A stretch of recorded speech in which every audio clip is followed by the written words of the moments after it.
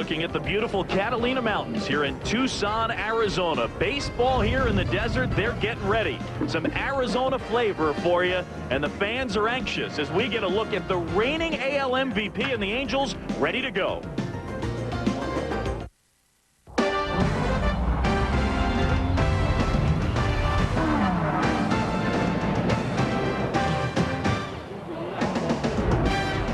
Tucson Electric Park here in Tucson, Arizona this afternoon in Cactus League play. It's the Los Angeles Angels taking on the Chicago White Sox. Hi, everybody. John Scioscia with you. Very happy to be joined up here in the booth by my two partners for today's action, Steve Stone, Jeff Brantley. And guys, changes on both sides. J.B., let's start for the Los Angeles Angels.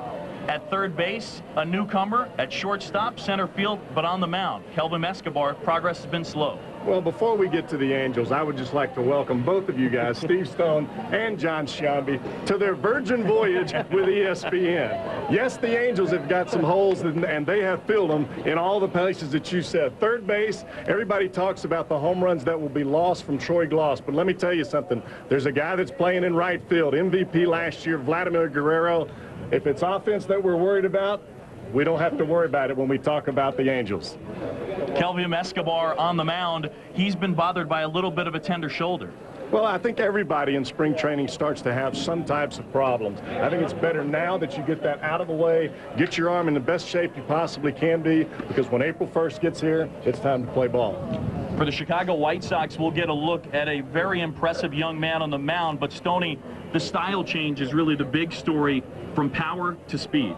Last year they hit 242 home runs, tied with the Yankees for the league lead. This year it's going to be the Go-Go Sox of maybe 1959. They're going to run. They're going to run often. Posednik and Iguchi at 1-2. They're going to hit and run. They're going to be a lot more aggressive. The question is, will they have enough power to win? Will the pitching be good enough? And we get a preview of the future today with Brandon McCarthy on the mound. Nobody's hit him at all this spring. This is his third start. He's 6'7". He's 21 years old. He shows great promise. I think they've promised him that he's going to get a shot. I believe he'll start in the minor leagues. But look for this kid. He's going to be a major leaguer. The White Sox and the Angels this afternoon. Coming up, we'll check in with the fourth member of our crew, Gary Miller. As well, we'll visit with managers from both teams in this one and talk to players on both sides. The lineup's first pitch coming up after this.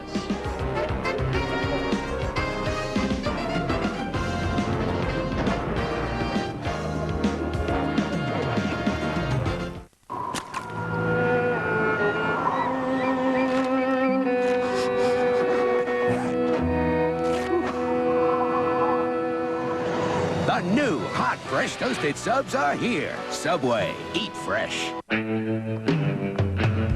New Dentine Ice Vanilla Chill.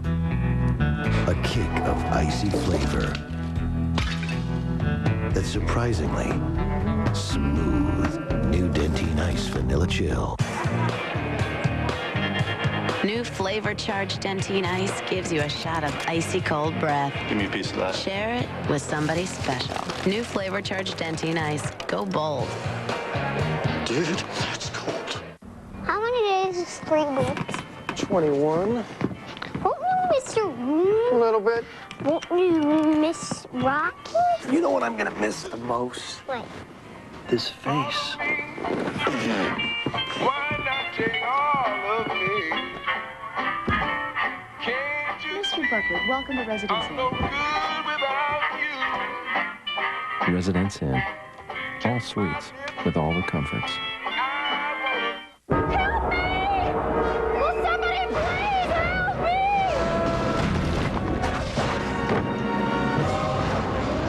Someone stole my Visa check card. Read my lips. If your Visa check card's lost or stolen, you're not liable for fraudulent charges. And all that money will be put back in your checking account. Sheesh. Signing with a Visa check card is super, super safe. There's no need to fear. Underdog. Never mind.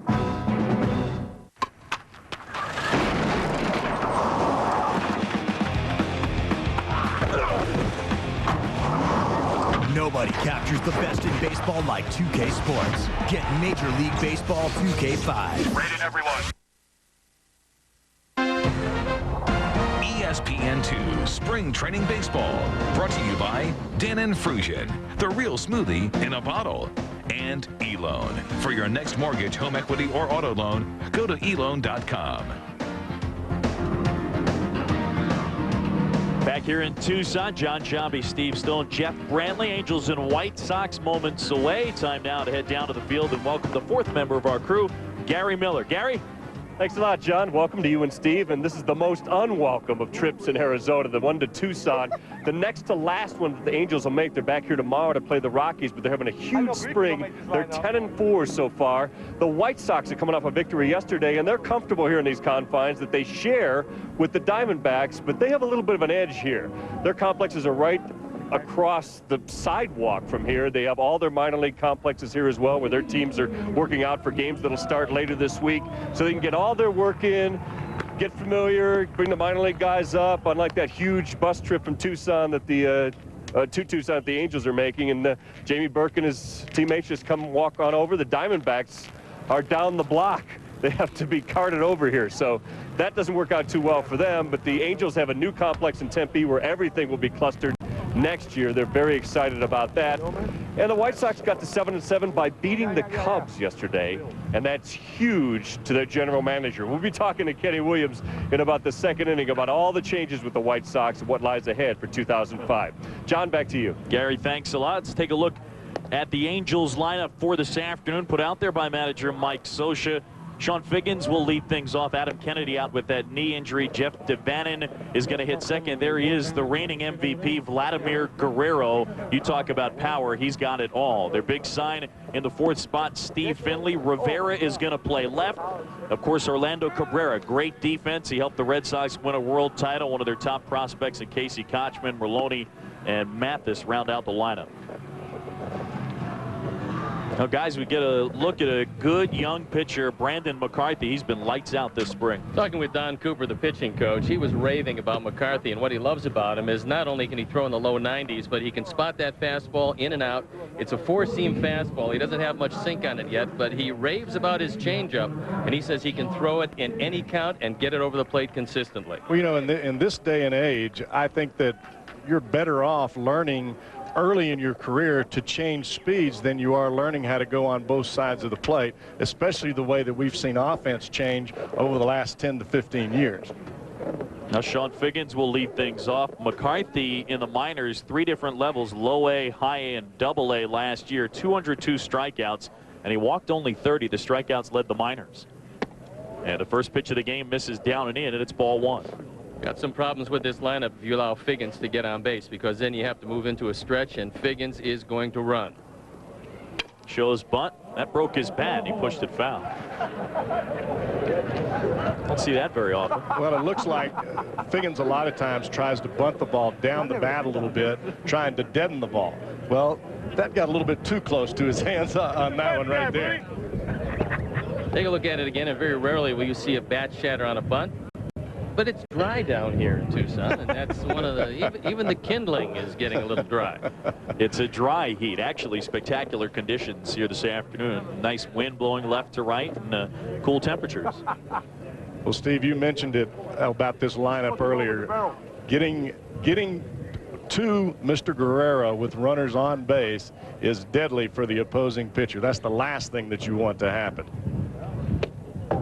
Next offer catches the inside corner, and McCarthy's ahead 1-2. This is what you'll see a lot from McCarthy. He's going to be ahead of most of these Angel hitters, and he was ahead of everybody in the minor leagues last year. Figgins fights it all. I think the big addition is Steve Finley, because it gives him somebody to hit behind Guerrero, especially a left-handed bat against a right-hand pitcher. And Finley's going to hit 35 home runs again. Well, the thing about Steve Finley is he's not a strikeout victim too many times, and anytime that you've got somebody behind Guerrero that makes contact, Guerrero's going to put the ball in play, whether it be into the seats in dead center field. Line drive into right center field. That's a base hit as Pasetnik goes over to cut it off, and Figgins sets the table to start the game. But you've got to love it if you're Mike Scioscia having the additions that they have. And we haven't even really talked about Cabrera at shortstop. I mean, he was a tremendous addition to that Red Sox club last year. Just being able to be out there and play the type of defense that he played. And this guy can flat out swing the bat too. He was a run producer when he was with Montreal a couple of teams ago, and Mike Scioscia thinks he can once again be a run producer because he's going to hit down in the lineup behind guys like Guerrero and Finley. First offering to Devannon, misses outside. Guys at 6'7", 190 pounds, most guys that you see that are bigger, usually a little slower to the plate. We'll monitor that and see what Figgins has in mind at first.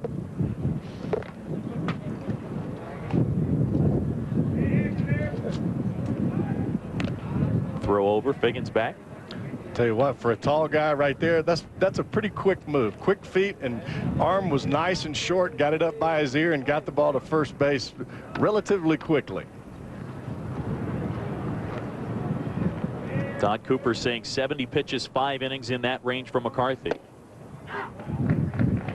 Strike in, there's Figgins, bluff to go. Yeah, that time what Figgins did was he got as much as he could get. He took a start, realized he didn't get much of a jump, and he went back. What he's doing right now is he's measuring McCarthy. If he thinks he can get a good jump, this will be a good pitch to run. Ben Davis behind the plate. Ball lifted in the air, shallow left. Everett coming in. Puts the squeeze on it, and it's out number 1. It's a one-away man at first, and here he comes, Vladimir Guerrero.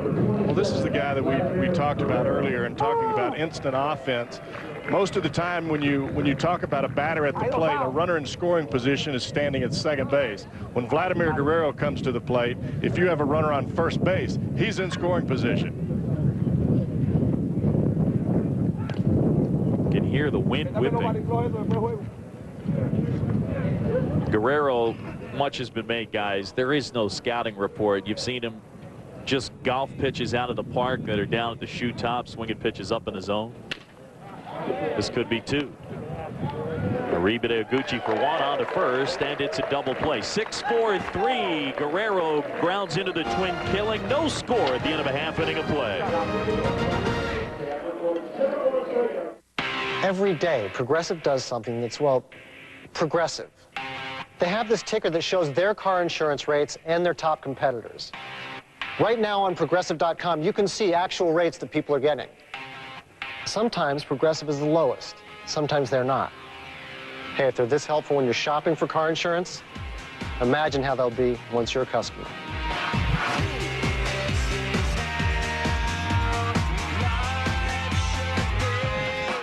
Dell has great deals on your complete PC waiting for you now. Like this Dimension desktop with an Intel Celeron D processor. It's yours for only $449 after mail-in rebate. Plus, get a free flat panel upgrade and a free CD burner. Dell notebooks start at just $599 after mail-in rebate. Call or go online today. These offers end March 16th. It's only a click or call away. Get more out of now. Dell PCs use Intel Celeron D processors. Tonight, the madness begins on ESPN with the NCAA opening round game. Alabama A&M versus Oakland. On ESPN2, NIT action. Holy Cross takes on Chris Thomas and the Fighting Irish. At 9, more NIT hoops as DePaul battles Missouri. Also at 9. These guys now are better players than they would be otherwise. NBA Nation. It's all on ESPN and ESPN2 tonight. Bottom of the first, no score here in Tucson. Let's check out the White Sox lineup for this afternoon's game. Scott Podsednik will lead things off. Podsednik really epitomizes the shift from power to speed. 70 steals, as you see, a season ago. We'll keep our eyes on Iguchi, who came over from Japan, just signed this past offseason. Frank Thomas still not ready to go. They're not sure when he'll be back after the ankle surgery. And a White Sox lineup that was tied for first in the majors with the Yankees in home runs. On the mound today, JB, Kelvim Escobar has been slowed by a tired shoulder. This is his first appearance of the spring. Well, like I said when we started this ball game, I think that You get a lot of those arm strength issues out of the way early in spring training. You don't get onto the mound until you're totally ready to throw. But Escobar last year, he really proved me wrong because I didn't think he was going to pitch very well, and he really did a great job for the Los Angeles Angels. There you go. I almost said Anaheim. We need to put a pool in, some money or something. What do you think, Stoney? The Los Angeles Angels of Anaheim just rolls up.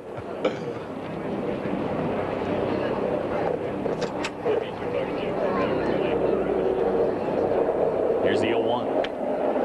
That's it for a strike, and quickly Escobar gets ahead. About 30 pitches today for him. That's all that he's going to go. I think that's probably the length of it, whether it comes in the first inning or the first and second inning. Escobar is one of those guys that you always expect to have a bigger year. His highest win total was 1999. Always. He won 14. Yet you look at his stuff with the split finger and the overpowering fastball, and you say he's a 20-game winner waiting to happen. It hasn't happened. Well, check swing roller out to second as Figgins charges, gets rid of it quickly, and Pasetnik is gone for out number 1. Adam Kennedy is the guy that's eventually going to start at second base. He's out right now with an ACL problem. They expect him back in June, but in his stead, Figgins is even better than a super sub. He's the guy that you have to play every day for what he gives the Angels and this offense. Plus, he can play just about anywhere on the field and give you not only a great defense, but a wonderful offensive spark. Well, I think he's better off when he plays different positions each day than he is when he stays in one spot. I think it helps him offensively, whether it's the creativity in his mind or whatever it may be. As long as he plays in a different place and is not stuck in one certain spot, his offense really comes to life. There's our first look at Tadahito Iguchi, who swings and lines a base hit into right field. Iguchi going the other way. The White Sox fans are going to see a lot of hitting just like that from Iguchi. That's why he's going to be an ideal number 2 hitter. Number 1, in back of a base stealer, you have to be patient. You have to get down in the count, and you have to be able to take the ball the opposite way. Now, Iguchi's going to show some power, but that time he showed that he could take the pitch away, just dump it into right field, and he has good but not great speed, yet he's a terrific base runner. I'm still confused if looking at this Chicago White Sox lineup and you look at all the home runs that they had last year and the fact that they're talking about the hitting and running and stealing bases and those things. And I know that they've acquired Pasetnik and Iguchi to play second base. But after that, I mean, you look at what their lineup is going to be with Jermaine Dye and Konerko and Everett and Frank Thomas. I mean, these guys are not speed burners. They're older guys that swing and hit the ball out of the ballpark. Well, they're playing in a ballpark that is conducive to hitting home runs. That place is a very small ballpark since they enclosed everything on the south side of Chicago. And Everett has some power. He's one of the keys to this club. So as you look at Kenny Williams, the general manager who remade this team, he's hoping that increased speed and much better defense, along with solid pitching, is going to tell the tale. Everett yanks one into right, a couple of hard hit balls, and it's first and second with 1 away for Chicago. Well, take a look at what they lost, and when you look at Lee, Ordonez, and Valentin, and granted they had Alomar, both Alomars toward the end, you realize how much power this White Sox team had, how much power they've given up. However, with a more solid starting rotation and much better defense, Kenny Williams thinks they're going to be equally as competitive. Well, now all of us know that with Valentin at shortstop, that was a tough guy for them to have playing shortstop, because your shortstop needs to be your best infielder, and he was far from that, even though he swung the bat very well, and that's the reason that he got to play there. But he was not a defensive force by any means.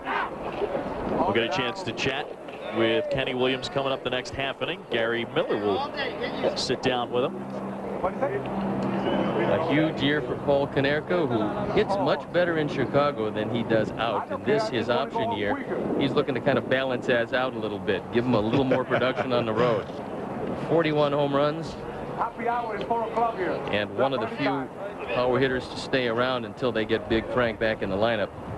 He, along with Everett, means a whole lot for this White Sox team. I agree. And Everett, the thing about Everett is Everett can run if he wants to. If he wants to get out there and steal bases and run, he can still do that. Throw goes into center field, and and Iguchi will take off and make his way safely to third. Everett will move up as well, so now second and third, and just looked like Escobar kind of half-heartedly throwing that one to second. It was off the mark. Well, there may have been a call from the bench to make a pick at second base. It may be something that they're trying to work on right now in spring training and see how it goes, but that was not even close to a pick at second base. Maybe just the perception of speed on an opposing club makes you make mistakes like that. I don't think so. Well, I think that Escobar is working on his move to second this early in the spring. Sure. He's got some work yet to do on it. It's a 2 in scoring position. And Konerko takes inside. It's 1-1. You know, if I'm Kelvim Escobar, the only thing I'm worried about right now is trying to figure out where the corners of the home plate are, because I haven't been out there in quite some time. 2 in scoring position for Konerko. He's had a good spring, 10 for 25, couple of homers. Talking with Ron Renicky, who's the third base coach and works with the outfielders, he said so far Vlad Guerrero is hitting all the cutoff men in spring training. I said, when does that end? He goes, as soon as his arm gets in shape. So on a soft fly ball to right field, it'll be an interesting confrontation between Guerrero's arm, which at its best is one of the best, and Iguchi at third. If I'm the cutoff man, I don't know if I want him to hit me or not. Here's a swing and a line drive spanked into center. Going back, Finley reaches up, makes the grab. And Iguchi will tag and score from third. White Sox with a 1-0 lead as Konerko delivers. Now that's the first look we've gotten to see Finley in center field, the new center fielder for the Los Angeles Angels. And the thing about Finley, even though he's 40 years old, he still plays the game as though he's 25, 26 years old. And the reason that it looks like that is he gets a tremendous jump on the baseball. I don't know, it's just a natural way that he reads the ball off the bat, but he's always able to go back just as well as he's able to come in. There's Jermaine Dye last year with the A's. Pretty good numbers. Signed a free agent deal with the White Sox. Passed up a better offer with the Diamondbacks. The key with Dye is going to be, will he be healthy? Because the last few years have been injury plagued for him. And talking with Ozzie Guillen before the game, he said that Dye has been healthy all year and he doesn't expect anything less than a very good year from him.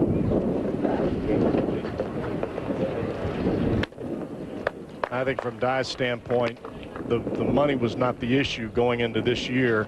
I think it was staying in the American League, staying familiar with the pitchers that he's seen over the past few years, playing in an Oakland A's uniform. Then if he wants to move out into the National League, he can be able to do that once he's put up the numbers that allow him to search for the contract that he's looking for. He also knows that he was going to a great hitter's ballpark and he's getting a chance to play every day. Here's the 2-0. On the outside corner, it's 2-1. The other interesting part of that equation, you're right, he stays in the American League, but he lives in Phoenix, so he had a chance to go home and said, no, we're going to go to Chicago. The other thing he mentioned as well, he felt like this team had a better chance to win. They probably are a little closer, although the Diamondbacks are going to be much improved. And when you lose 111, that's not all that difficult. Pickoff throw down to second. Everett dives back in safely. Jeff Mathis behind the plate. The rookie catcher very aggressive.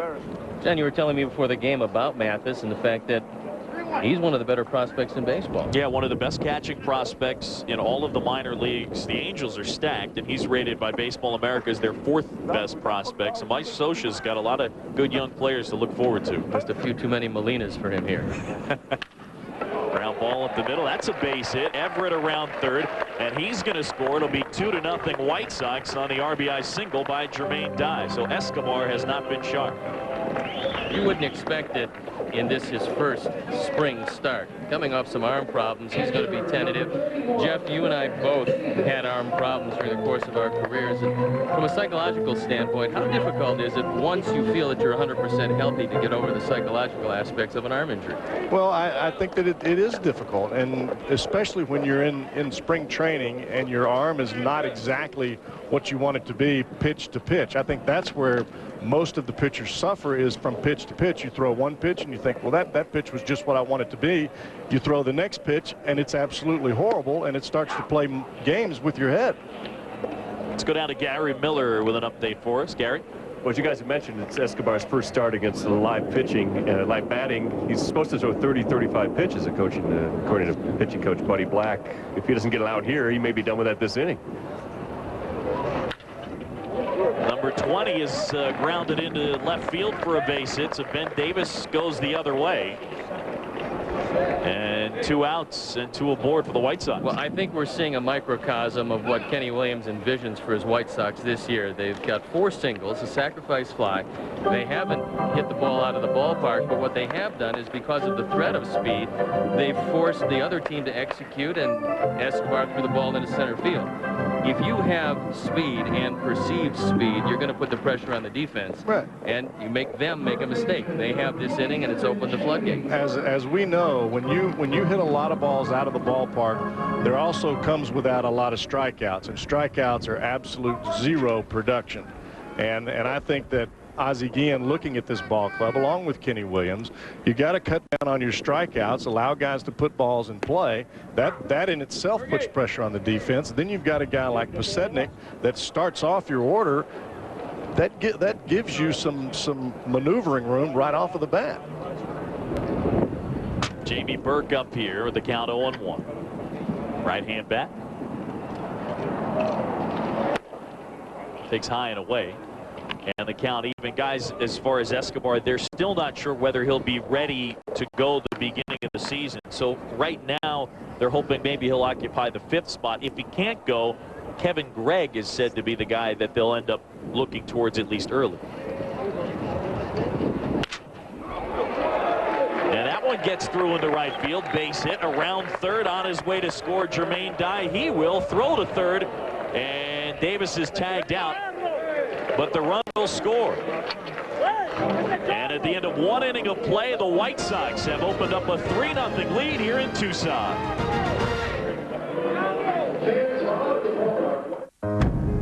Let's talk about better. When someone says something's better, it's usually just their opinion. So if you suffer from acid reflux disease, frequent heartburn, and I told you prescription Nexium heals acid-related damage in the esophagus better, you'd want proof. And now, your doctor has that proof. Recent medical studies prove Nexium heals that damage better than the other leading prescription medicine. No wonder they call Nexium the healing purple pill.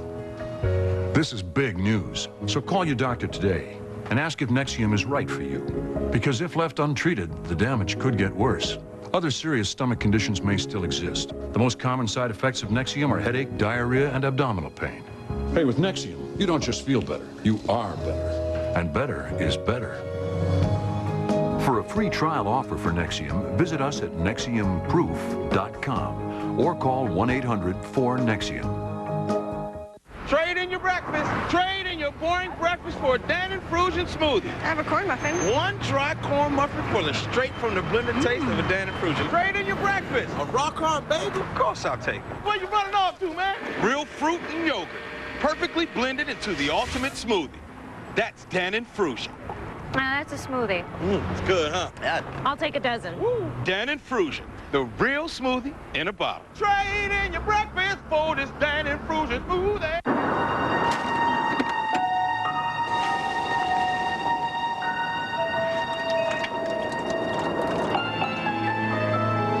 The new hot, fresh toasted subs are here.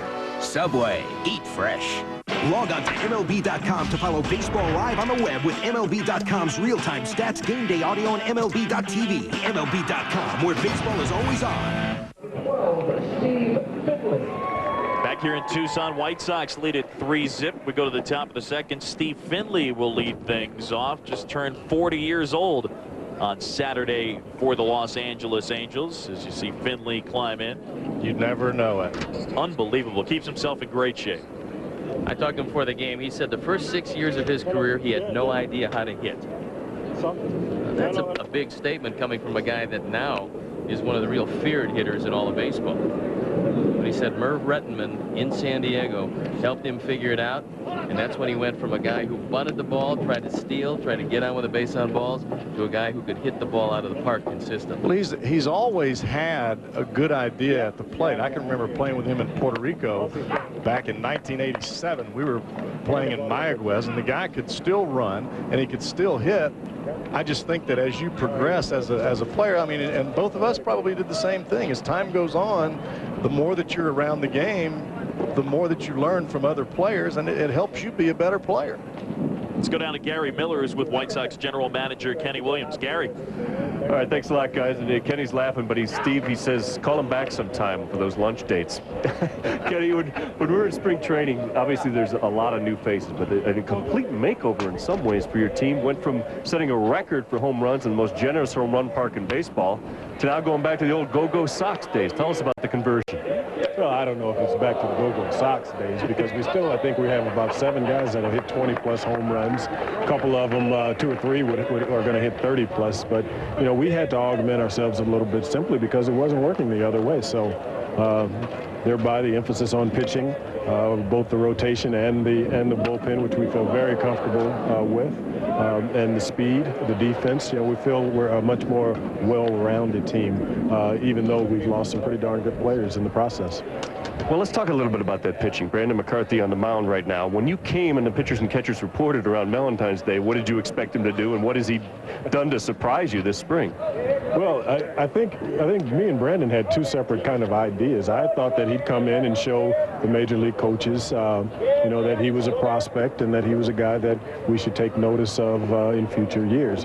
Brandon had a little different idea. He came to make the ball club, and he's doing everything in the world to show that he belongs. And you know, as he told me the other day, I had a concern about, you know, him only being 21 years old and his maturity level, and he told me that he was the most mature 21-year-old he knew. So he's proving it too, right? He is, and I'm going to run with it. Now he's the first guy I've ever seen. Oh God. Now one off his ankle, but it caroms out to short. Now he's the first guy that I've ever seen throw a ball and break a guy's bat on a bunt. So let's hope he's all right here. Yeah, that's not what you wanted to see. It looks like he's not even going to ask for Herm to come out there and check him out, so that's good news for you. Now, how concerned are you offensively? You're putting a lot on Scott Posednik, who had a great rookie year and then last year fell off. How concerned are you about the disparity between his first 2 years when you acquired him from Milwaukee? Actually, not very concerned at all. Scott doesn't have to do as much in this lineup as maybe he had to do last year, and we've made it crystal clear to him. You know, his only job is to agitate the opposing team, and however that comes about, you know, it comes about. So, you know, he's a guy that, you know, he hit 240 last year, 244 last year, and 313 on base percentage. But if you have a guy at the top of the order that has a 360 on base percentage, for instance, and he is a station-to-station kind of guy, like, you know, there are a lot of guys out there that are like that, and people call them good leadoff hitters, but our idea is a little bit different. We want to put a little bit of pressure on it. So I'll take, even at his worst, I'll take what he gives us, because more often than not, he's going to be in scoring position more than that station-to-station type guy. Kenny, you talk about a guy who agitates the opposition. You got a guy who sometimes agitates its own clubhouse, A.J. Brzezinski, who's now with you guys with a couple of great additions to your pitching staff as well. And that really makes what is one of the better rivalries in baseball with the Twins all the more intriguing. Well, I think, you know, the reports that we had, obviously everybody's heard about some of the things AJ has said and done in the past, but he has been nothing. But he's been the best catcher that we've had in a long time, simply because he really tries to get into the pitchers' minds and gets into what they're about. And first and foremost, I think that's the catcher's job. Now, offensively, he's going to give us more punch from the catching position than we've had in a long time. So, and strangely enough, with his mentality and his personality, it kind of fits in around here, to be honest with you. Yeah, I told him he's got to order some brush bat pictures that first you guys opening as the Twins.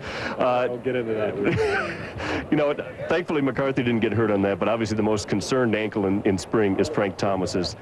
He's been ahead of his rehab so far. He's looking good, but you may not expect him to almost Memorial Day, which will really give you a boost to your lineup.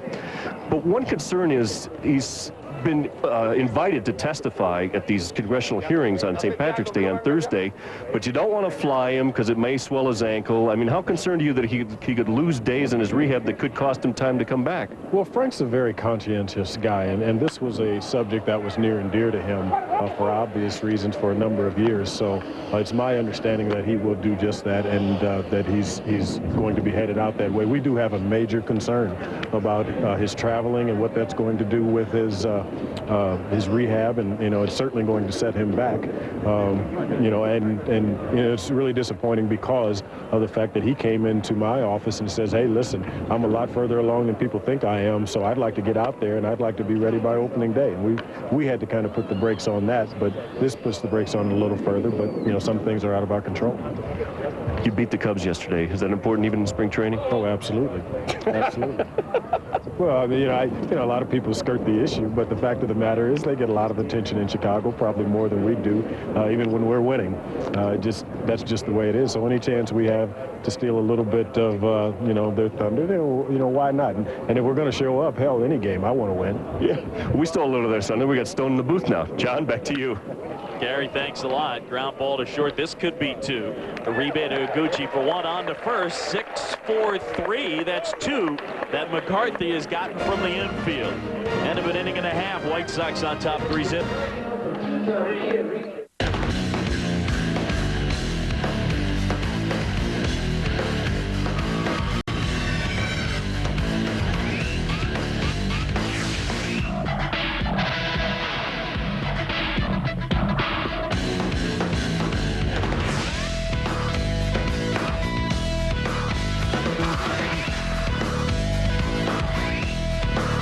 Champion, engineered for maximum performance. Champion powers all. Want to find out what's new for spring? Come on, we're going to Sears. I like that. This is the good life. So spring is all about flowers. Along with me. Or it's about stripes. Cause there ain't nothing. It's sharp or casual. Or dragon cheek. Good life. Come on and dream the American dream. This is the good life. Now that says spring. All I want is a good life. Sears, good life, great price. How many days is spring boots? 21. Won't you miss your room? A little bit. Won't you miss Rocky? You know what I'm gonna miss the most? What? This face.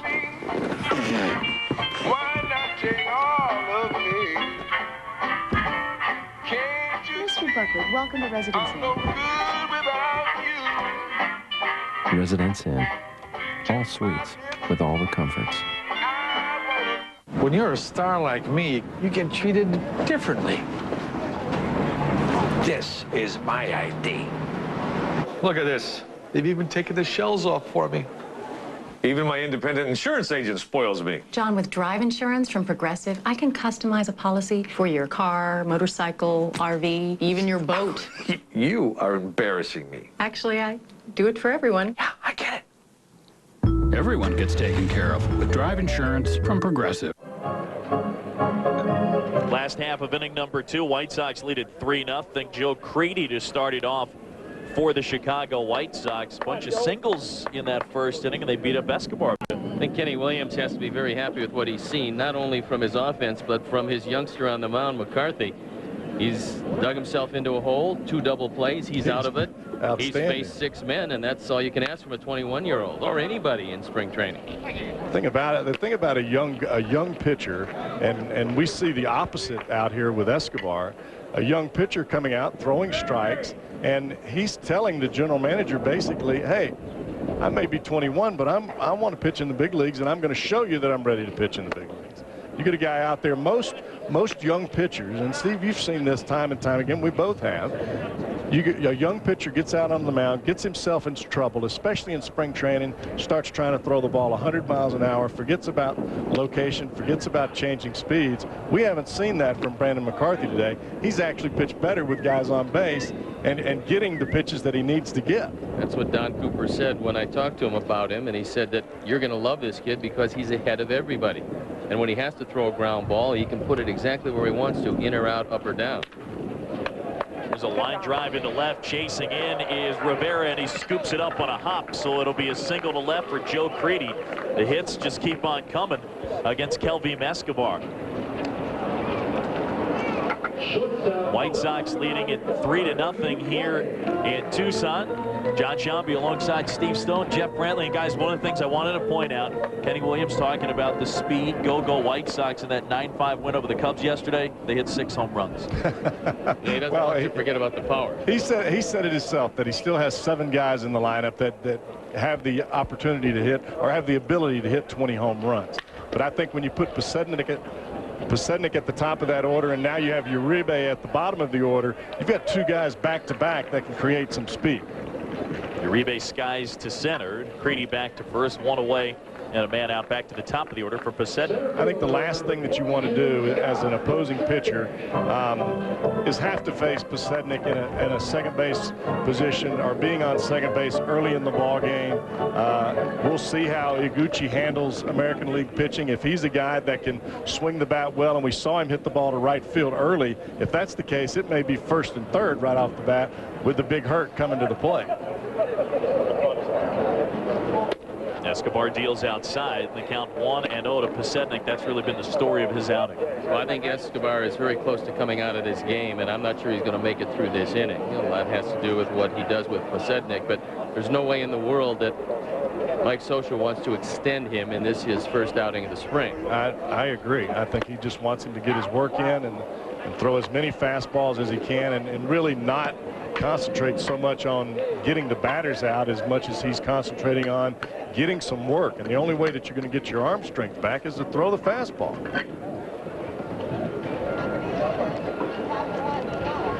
Escobar deals high. Still no one up in the bullpen. A season ago, we mentioned the record, 11-12. His ERA was in the top 10. He was 4th in the American League in strikeouts. I know they're frustrating, but you guys can both relate to this. He was second worst run support. So one of the reasons that he didn't get wins, they didn't score for him last year. Well, certainly that gets to be frustrating, but I think that they've got a real solid baseball team this year, and they believe they've got one of the best bullpens in all of baseball. And when that happens, you don't have to go quite as far. So Escobar didn't have in Toronto. He has with Los Angeles Angels at Anaheim. Of course, that's easy for me to say. And he could be a whole lot better than he's been. He just has to stay healthy. Runner on the move, a swing and a miss, throw down to second. And Creedy is a dead duck. Nice gun by Mathis, the rookie catcher. You guys were talking about that earlier about Mathis, about how good of a prospect that he is for the Angels. And I mean, we've seen it twice now. That just flat out rocket to second base. That wasn't even close. It was a good off-speed pitch. And I think it really surprised Pasednik because he was well out in front of it, and then Creedy was hung out to dry. Got even 2-2. And just missed outside. Now it's filled up. This is the reason that Escobar does not win ball games. He's 3-2 on just about every hitter that comes to the plate. The guys go to sleep out there in the outfield and the infield, and when they come in for it, when it's time to hit, it's not the same type of aggressiveness that they normally have. Pasednik goes fishing as he chases that one upstairs. That should be the end of the day for Kelvim Escobar. We're at the end at 2. White Sox lead 3-0. When I noticed that I was losing my hair, at first I danced around the issue. Then I decided to tackle it permanently. I got the permanent solution from the guys who were as determined as I was. You too should make the call. Get your free information package and start regrowing your own hair permanently. Plus, call now and get $300 worth of additional grafts. One call. Call 1-888-601-7356. That's 1-888-601-7356.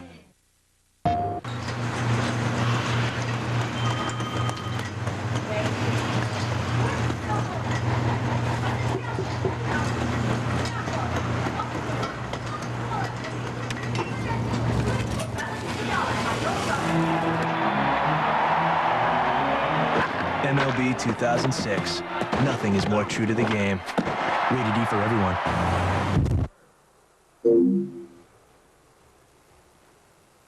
Today.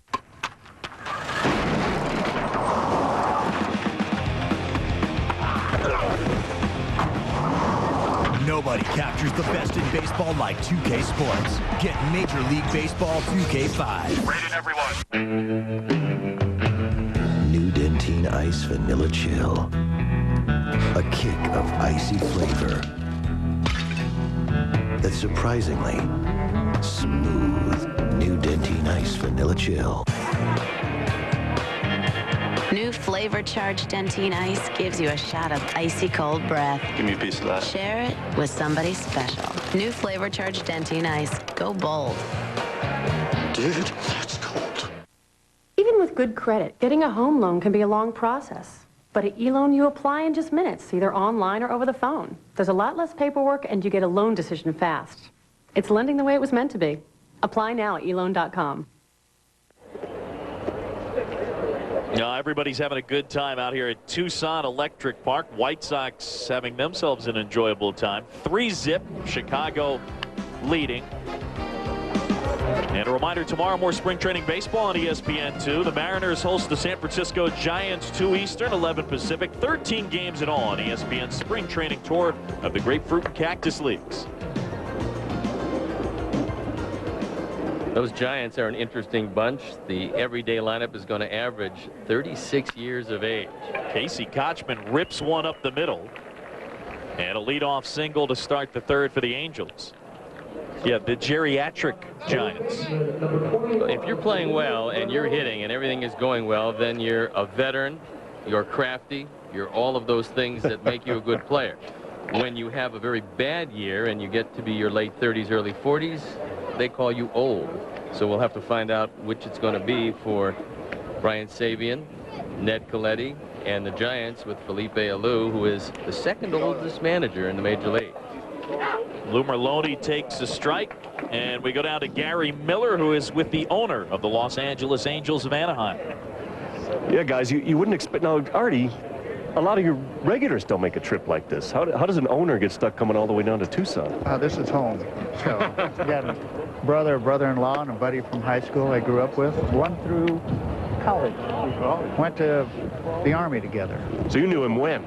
Really, when, you know. But, no, so I got a lot of family and friends down here, so it's great to come down. Good food. Oh, yeah. Artie, when you watch a game in the spring, and obviously there's some injury issues, there's some new player issues as well, but when you're sitting here as an owner, what are you watching for in these spring games? Well, we get to see a lot of the young talent. Like right here, Jeff Mathis is all-star catcher from AA last year, and, you know, ranked very high. And Kochman just got a single and got thrown out, but probably hit and run, right? But, you know, we look at a lot of the young kids, and, you know, what, and for me it's interesting to see how they get the major leaguers ready, how many pitches they throw, how many at-bats, etc. So, Artie, you and I were talking during the commercial break about, you know, L.A. and the Dodgers and trying to win that market over. One of the things you did is took a guy that helped them to the playoffs last year, Steve Finley.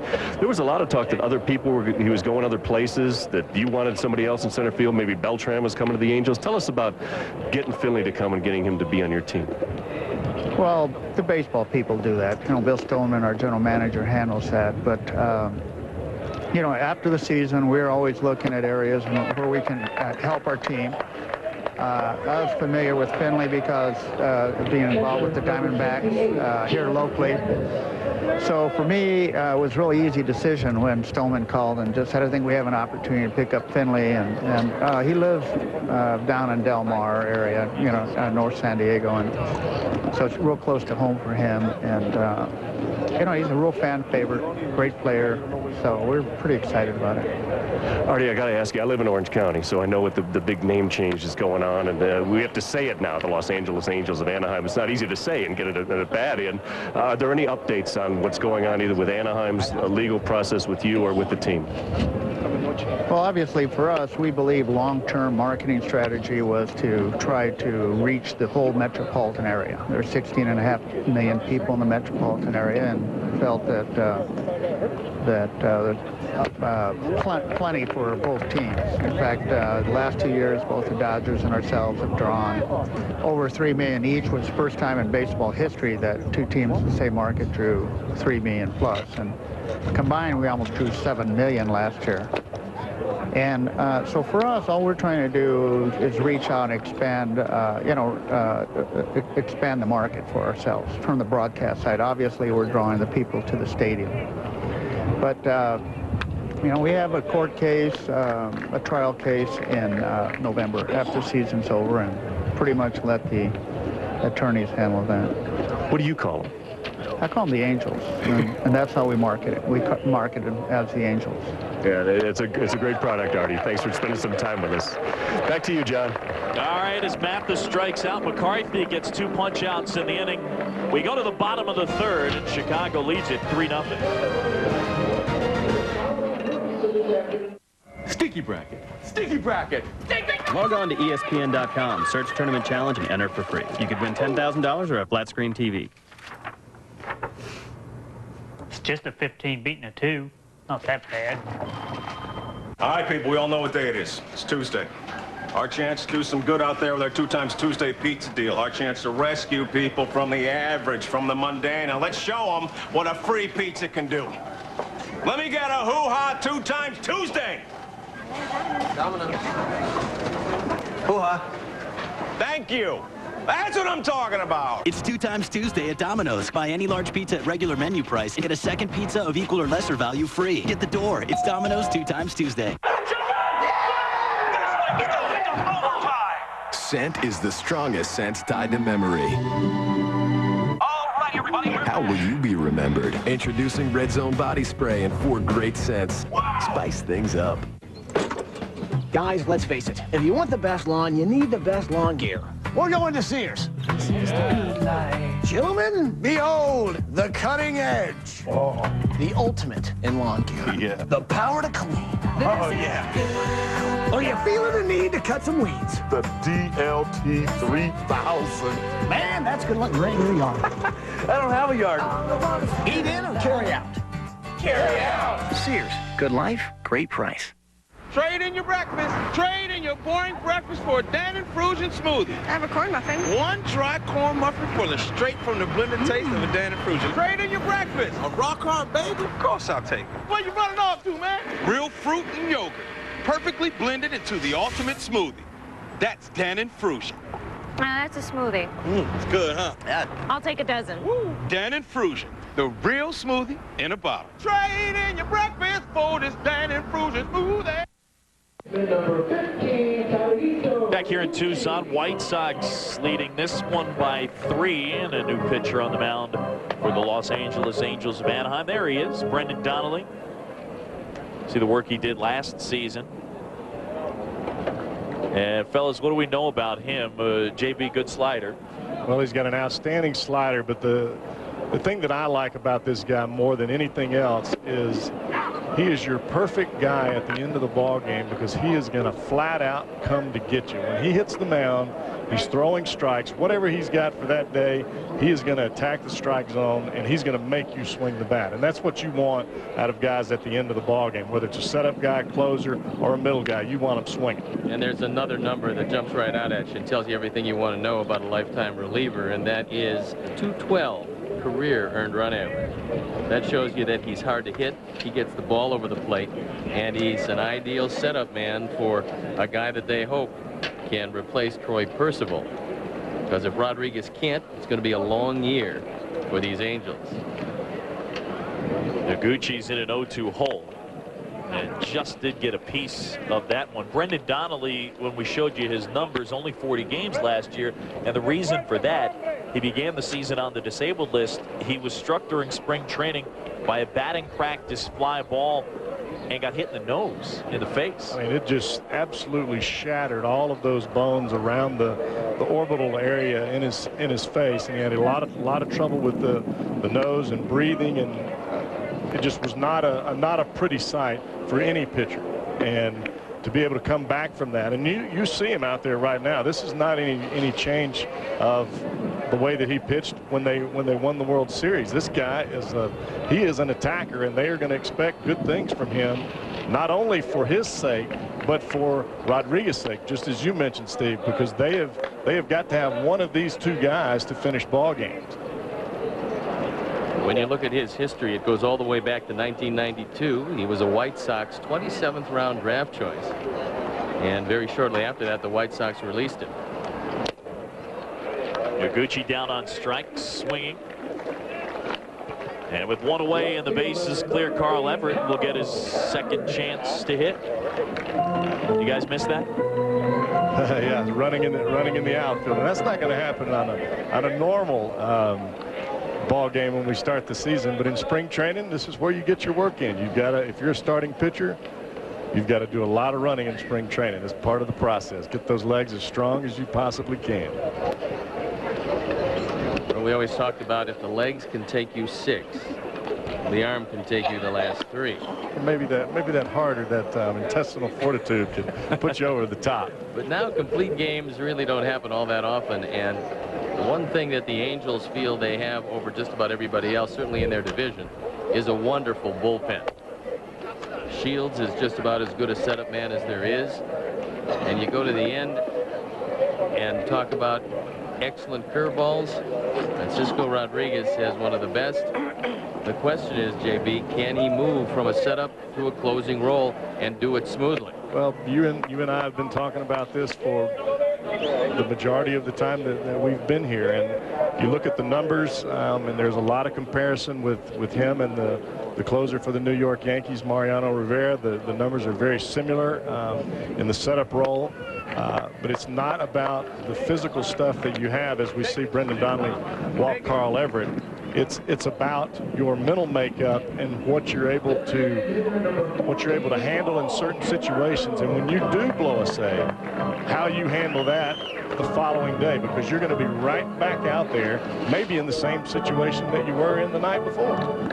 Well, you mentioned the bullpen, and a good bullpen last year figures to be really good this season. No more Troy Percival. He'll be in Detroit this season, and so that is why Rodriguez gets a chance to close. Rodriguez has 14 saves, but a spectacular career .236 ERA. There's just a psychological difference between being the guy that gets the ball to the man and being the man. And you never really know what's going to happen until you're the last guy at the end of the bullpen to come in and save one-run games. That's what will separate the men from the boys. They believe that Rodriguez will do it and do it very well. And I think that Scioscia knows what it's going to take for him to give the confidence or to build the confidence in Rodriguez at the end of the ball game, just pitching that last inning. You can talk about the difference between the 8th and the 9th till we're all blue in the face, and some people believe that there is no difference, but there is a difference, and it's in your head. Now, if you can get that confidence going and they can build that up for Frankie Rodriguez, this may be one of the best bullpens that we see in Major League Baseball this year. Here's Donnelly's 0-2. Right in there, and Canerco down looking. So with 2 away and a man at first, it'll bring up Jermaine Dye. Guys in Florida, the Marlins facing a similar type situation. Guillermo Mota was acquired that mid-season deal. Benitez is gone, and now a guy that mainly pitched in the 7th and the 8th with LA and with Florida is going to try and close. And Benitez has gone to the San Francisco Giants, where he's going to try to close a hole that they've had since Rob Nen was injured. And that has been a big hole for the San Francisco Giants. The Giants have stayed very competitive without having that one guy at the end that you can just hand the ball to and figure that 85 to 90% of the time he's going to be successful. In Benitez, they have that guy. And you know this, Steve, from your days in Chicago. If you don't have some stability at the end of the ball game in a closer or in a setup man and a closer, it affects the way that your club plays. It affects starting pitching. It affects things all over the ballpark, because if you start losing ball games when you've got a 5-2 lead in the 9th inning, everything starts to get messed up. See Dye with a check swing. Jim Wolf, the plate umpire, we saw him go out in front of home plate and bark at the pitcher, Brendan Donnelly. He charged Donnelly with a ball for going to his mouth on the mound.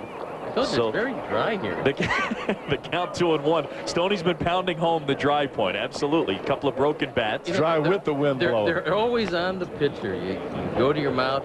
Oh, here we go. You're trying to take advantage of a certain situation. I am not going to win this one up here in the booth today. Not with us, too. No.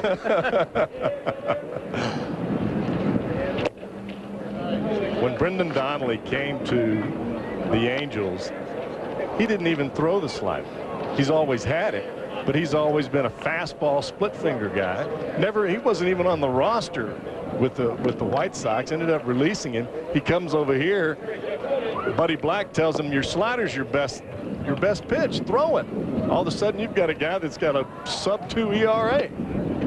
Pitch just missed inside, ball 4, and a patient at bat from Jermaine Dye. So a couple of walks from Donnelly, first and second, 2 outs, and Davis will come to the plate. I mentioned the plate umpire, Jim Wolf. He is the older brother of Philadelphia Phillies left-handed starter Randy Wolf.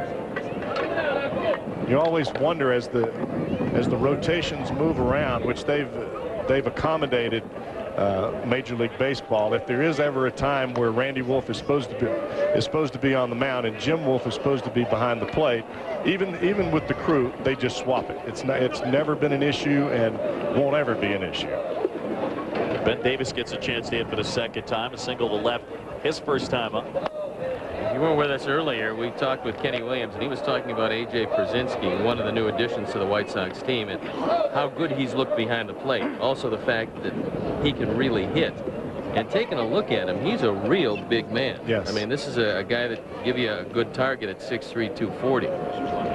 And JB, you think he got a bad rap in San Francisco? I know that there were some problems between Tomko and Przinsky, but explain a little bit, because I think that was a sore spot, and still is maybe for AJ. I think it still is a sore spot for AJ. And the thing about AJ Przinsky is he is going to talk, and he's going to say things that sometimes you don't like, or sometimes you're going to get upset about. As we see Ben Davis ground out to first base to end the inning, but that is part of AJ, and you know, I don't mind that much as long as he does his job.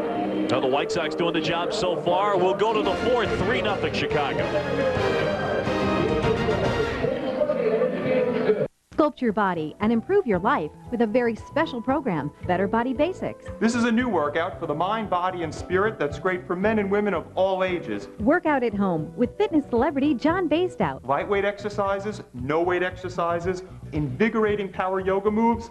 Fitness Made Simple's Better Body Basics has them all. Plus, you get a bonus section, John's top 10 tips for living lean and healthy. Start taking control of your body and your life with Fitness Made Simple's Better Body Basics.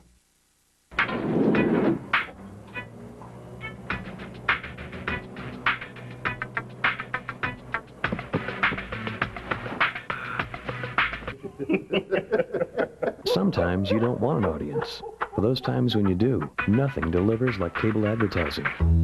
In fact, cable TV now has the largest share of television viewers. When you think about TV advertising, think cable first. It's the smartest investment you can make. Goodbye. No, wait. Come back. Oh, please come back. I don't even know your name. How will I find you? Wait! Please wait! Mademoiselle! Senorita! Just a moment!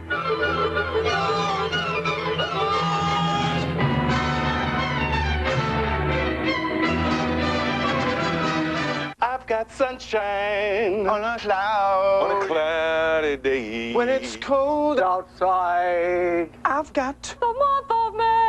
Well, I guess you said, what can make me feel? What can make me feel this way? My girl, my girl, my girl. Talking about my girl. That's all right, dog. You made the song his own. Little Debbie, unwrap a smile. The Catalina Mountains just north of Tucson. We're here at Tucson Electric Park. John Sciambi, Jeff Brantley, Steve Stone, Angels and White Sox. Some Cactus League action. Brandon McCarthy, guys, has been tremendous here today. 3 scoreless and been able to get himself out of a couple of jams with ground balls. And he's given up a base hit to lead off every inning except this one. Sean Figgins listening, tried to bunt his way aboard, couldn't do it. 1 down on 1 pitch. Interesting attempt, because what he was trying to do is you don't really bunt the ball. You try to just slap it at the shortstop and then beat the play to first base. But unfortunately, if you get it close to third, it becomes a very easy play for Creedy. Jeff Devannon with his second AB. He's the DH today, 0 for 1, flat out to left.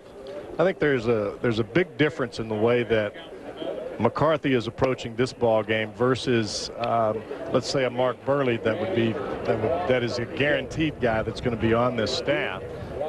If he does give up a hit, or if he does have a guy in scoring position, he's turning it up every single time. And I think this kid believes in his heart that he should be the number 5 starter on the staff, and I think that's why he's pitching the way that he's pitching. Well, he's making a good case for it because he has yet to give up an earned run in this, his 3rd start of the spring.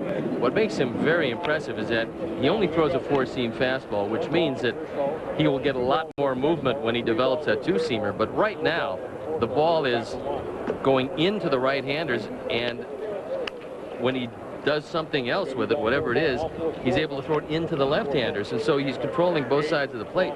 You talked about it before, but on a hit and run to Lou Merlone, that ball just disappeared down and in, and they were able to throw the guy out easily at second base. And any time that when you're throwing on your arm side and you have the ball sink that much, as we see Devannon pop out to left field again, you may hold the ball in a 4-seam manner, but we're still seeing some movement that way because the hitters are not squaring the ball. Merlone is a perfect hit and run guy, and he looked terrible on that pitch. That ball sunk down and in up under it. Well, McCarthy's making it real difficult for Ozzie Guillen and Kenny Williams because this is a guy that isn't giving up anything. This will be a good challenge for him, though, because it's the 2nd time that he's faced Guerrero. And the first time, on the first pitch, he grounded into an inning-ending double play. Here's who he'd have to beat out. One of these guys. Garland will occupy the 5 spot in the rotation. As Guerrero swings and loops one into center. And it falls in front of Posednik for a hit. What he is right now is a terrific insurance policy against, let's say, El Duque, who's coming back from shoulder surgery. He's still not 100%, but they were very encouraged the last time out. He threw 4 innings. He said his shoulder felt good. Still not 100%, but the velocity was 87, 88. That's a big improvement. Contreras usually has some problems getting the ball over the plate, but he looked pretty good last time out. Guillen says he has no problems with Burley and Garcia. He's just going to run them out there, and they're going to be 1 and 2. Well, I look at this starting rotation, and if I've got a kid that's 21 years old that can come out and pitch with this type of command and this type of really intestinal fortitude and challenging a team like the Los Angeles Angels, I think this is a guy that I've got to find a place for. I'm not convinced that Orlando Hernandez, El Duque, or Contreras, or any of these other guys past Burley, even Freddie Garcia, are going to be the guy that's going to carry me to the promised land. I want somebody out there, and I know that this is a young kid, but I want somebody that I know that's going to give me everything he's got every 5th day. Yeah, worth pointing out, El Duque has had arm trouble and health problems, so I think it's safe to assume that we'll get a look at Brandon McCarthy at the big league level at some point this year. I don't think you'll see him at the start of the season for a couple of different reasons. Ball skied foul off the right side. That's going to find the seats as Dye gives it a look. 1, it's still a business, and the clock starts ticking on arbitration and free agency. 2, he's a non-roster player, and you'd have to make a spot for him. And 3, if you bring this kid to the major leagues, you have to start him, and you have to start him every 5th day. Right. And that's going to be very difficult to do for a guy 21 with an experienced rotation. So right now he's a tremendous insurance policy, but I'm thinking he goes down to the minors for a bit. Well, you're probably absolutely correct. I still don't think this rotation is set. McCarthy gets Finley to end the inning into 3.5, 3-0 White Sox. The new season of Dream Job, live every Sunday night at 10 on ESPN.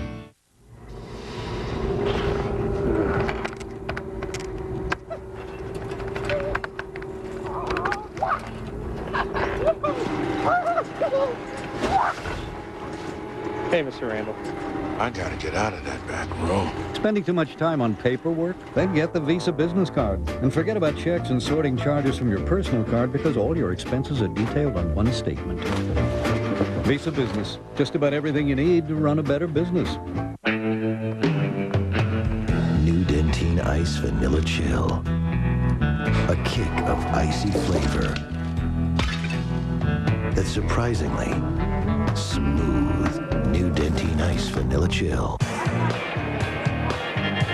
New flavor-charged Dentine Ice gives you a shot of icy cold breath. Give me a piece of that. Share it with somebody special. New flavor-charged Dentine Ice. Go bold. Dude, that's cold. Bottom half of inning number 4 as the White Sox lead the Angels 3-0. Back here at Tucson's Electric Park, John Sciambi, Steve Stone, Jeff Brantley, and fellas collect call. Down in the dugout, Ozzie Guillen, the manager of the White Sox, joins us. Hi, Ozzie. What's up, boys? Hello. Ozzie, how do you like it when you have a young pitcher that's 21 years old that can come out and locate and pitch the way that Brandon McCarthy has done today against a pretty good hitting lineup across the way? Well, he did it against Texas, too, and back in a couple weeks ago. And, you know, the different thing and the toughest thing when the kids come to the big league, it's the first year in the big league camera, all the song, everybody want to throw the hardest they can. This kid is opposite. I think this kid, he know how to command the pitch. He like to throw a changeup behind the count. And the body language in the mound, he feel like he'll be here for a long time. Ozzie, he hasn't lost sight of the fact that it's not how hard you throw it, it's where you throw it. And this kid can locate with every one of his pitches. And so far, that straight change looks to be probably his best weapon. Well, right now he is. I think this kid is focused. And even the first time I saw him throwing the sides and being in spring training, the way he was moving the ball, the way he was telling the catcher to set up, it was amazing. I think not too many kids can come to the big league and do those little kind of stuff. Well, Ozzie, if he continues to pitch the way that he has thus far, and you get towards the last few days of spring training and he's still in camp, how hard is it going to be to send a kid like this down if you end up having to do that? He got the wrong year. Last year I needed a kid like that to be my first starter. But right now, you know, our starting rotation set up. Hopefully nothing happened to the guy who's supposed to be there.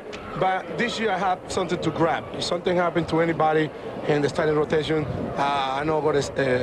I think about anything, I just got to call this kid, and it's going to be a hard move for me to make. This kid, he showed me he got plenty of stuff to his belong in the big league, and but I think we got to get him starting in the minor league so far.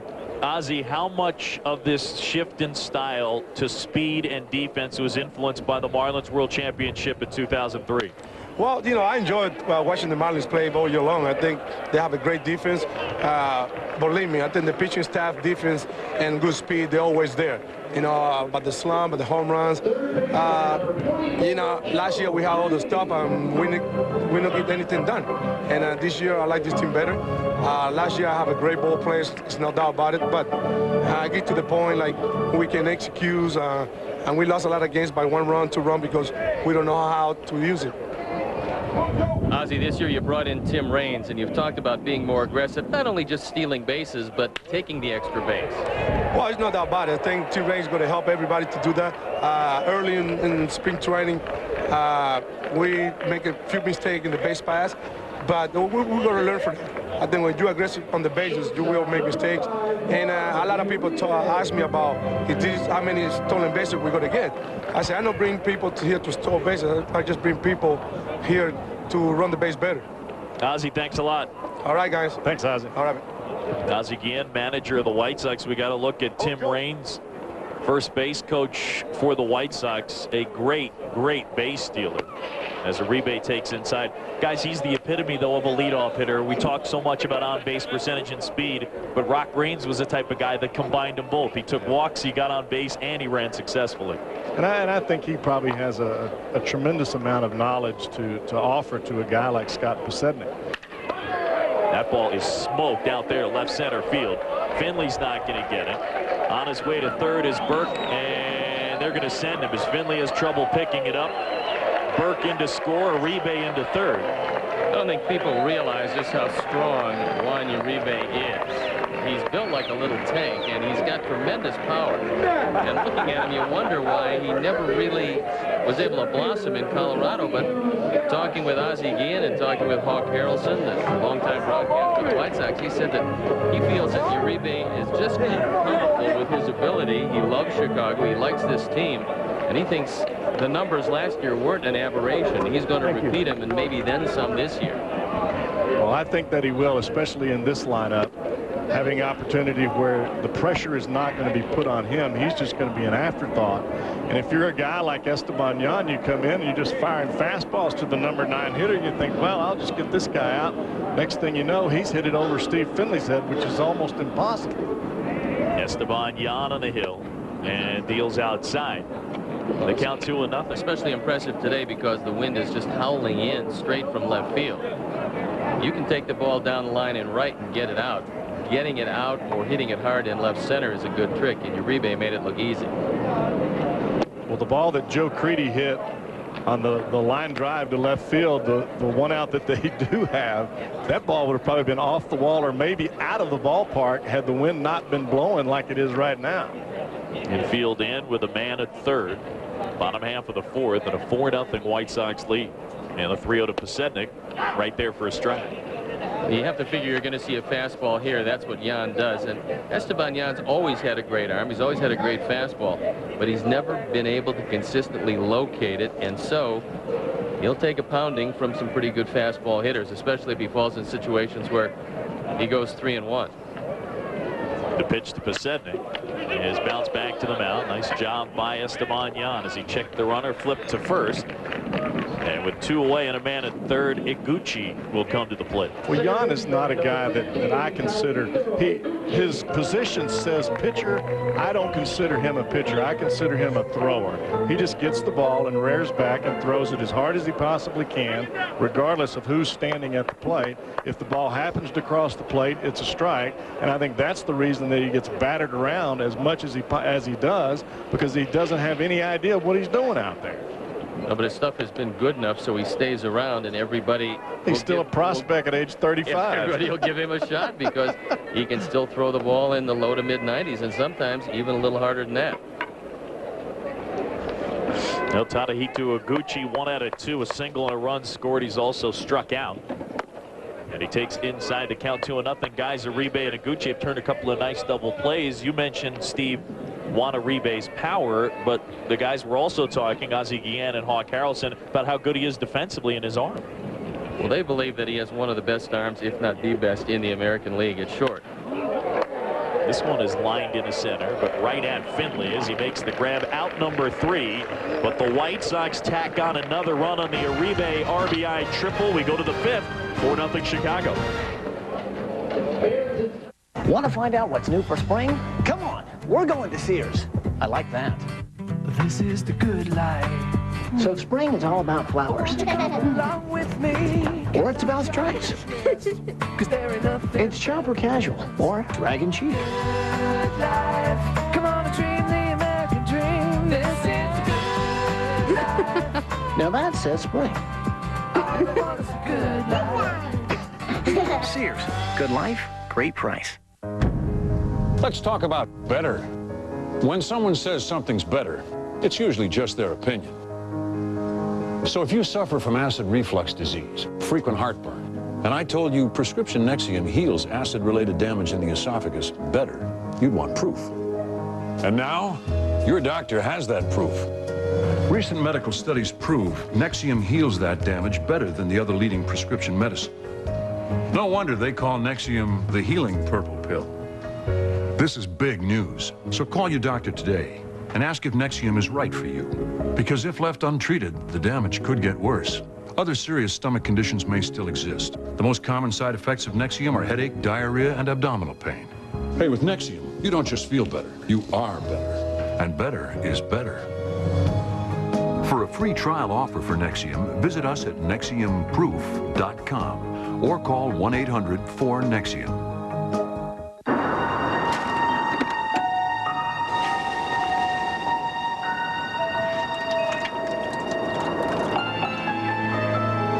The new hot, fresh toasted subs are here. Subway, eat fresh.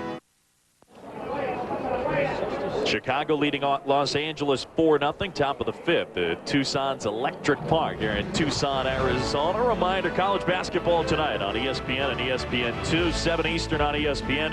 The NCAA tournament kicks off with a battle for number 64. Oakland takes on Alabama A&M from Dayton, Ohio. Over on ESPN2, it's the NIT presented by Jordan. 7 Eastern, Holy Cross visits Notre Dame. Then at 9 Eastern on ESPN, more NIT action as DePaul takes on Missouri. You don't want to miss Pablo Ozuna coming in at shortstop, boys, because it's always a big change. Uribe leaves. Ozuna, who at one point was one of the top prospects in the Cardinal organization, later went to Florida, checks in at short. He had 3 hits a couple of days ago.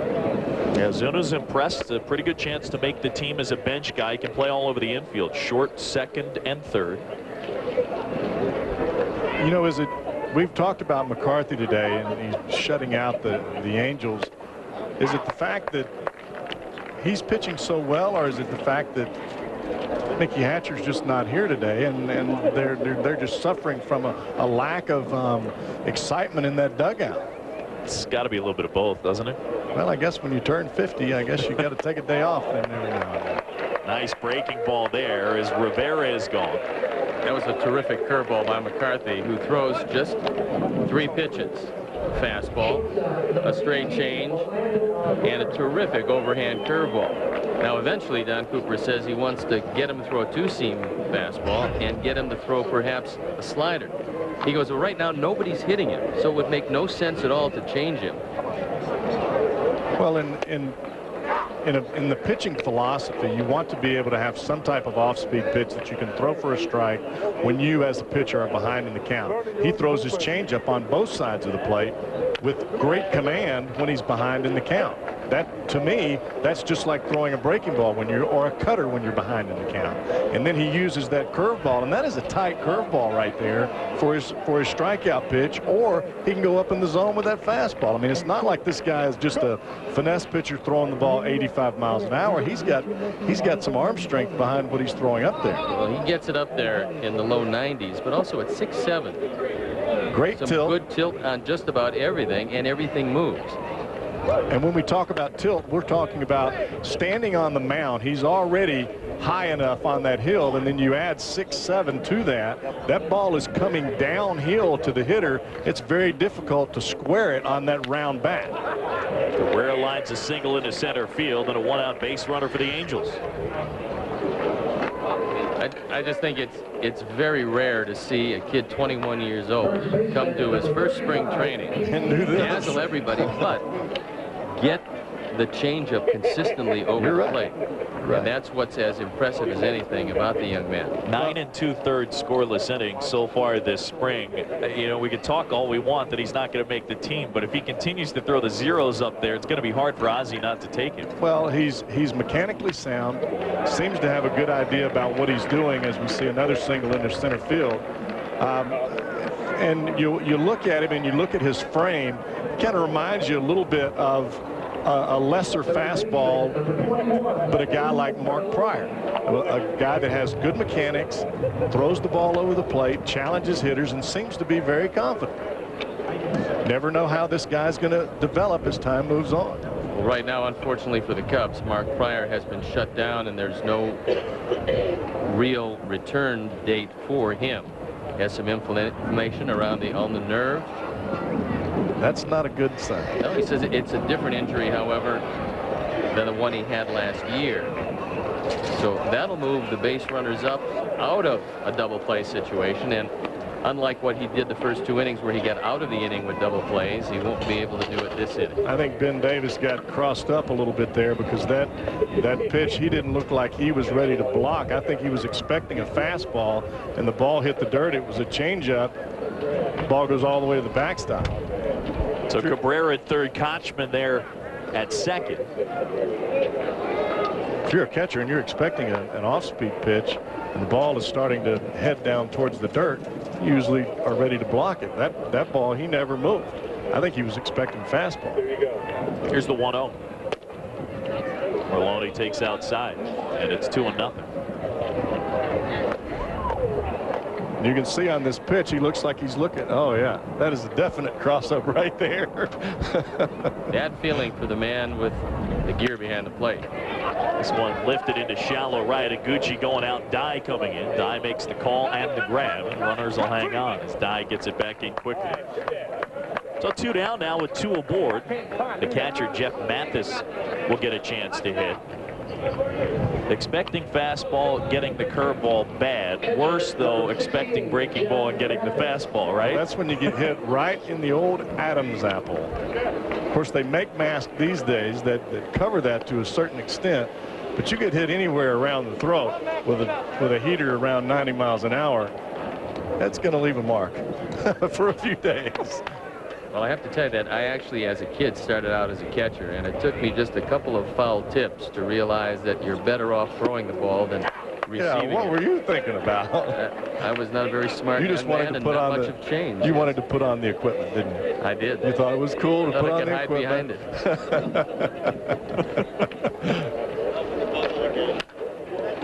Little bouncer out to short as Ozuna collects, throws to first, and the ball gets away from Burke. One run is in, Kochman in to score. And the Angels with 2 quick runs on the defensive miscue, and it's a 4-2 game. Looked like the youngster would have been out of this one without giving up any runs. Now we'll have to see how it's scored. Looks to me like that if he catches it cleanly, he's out.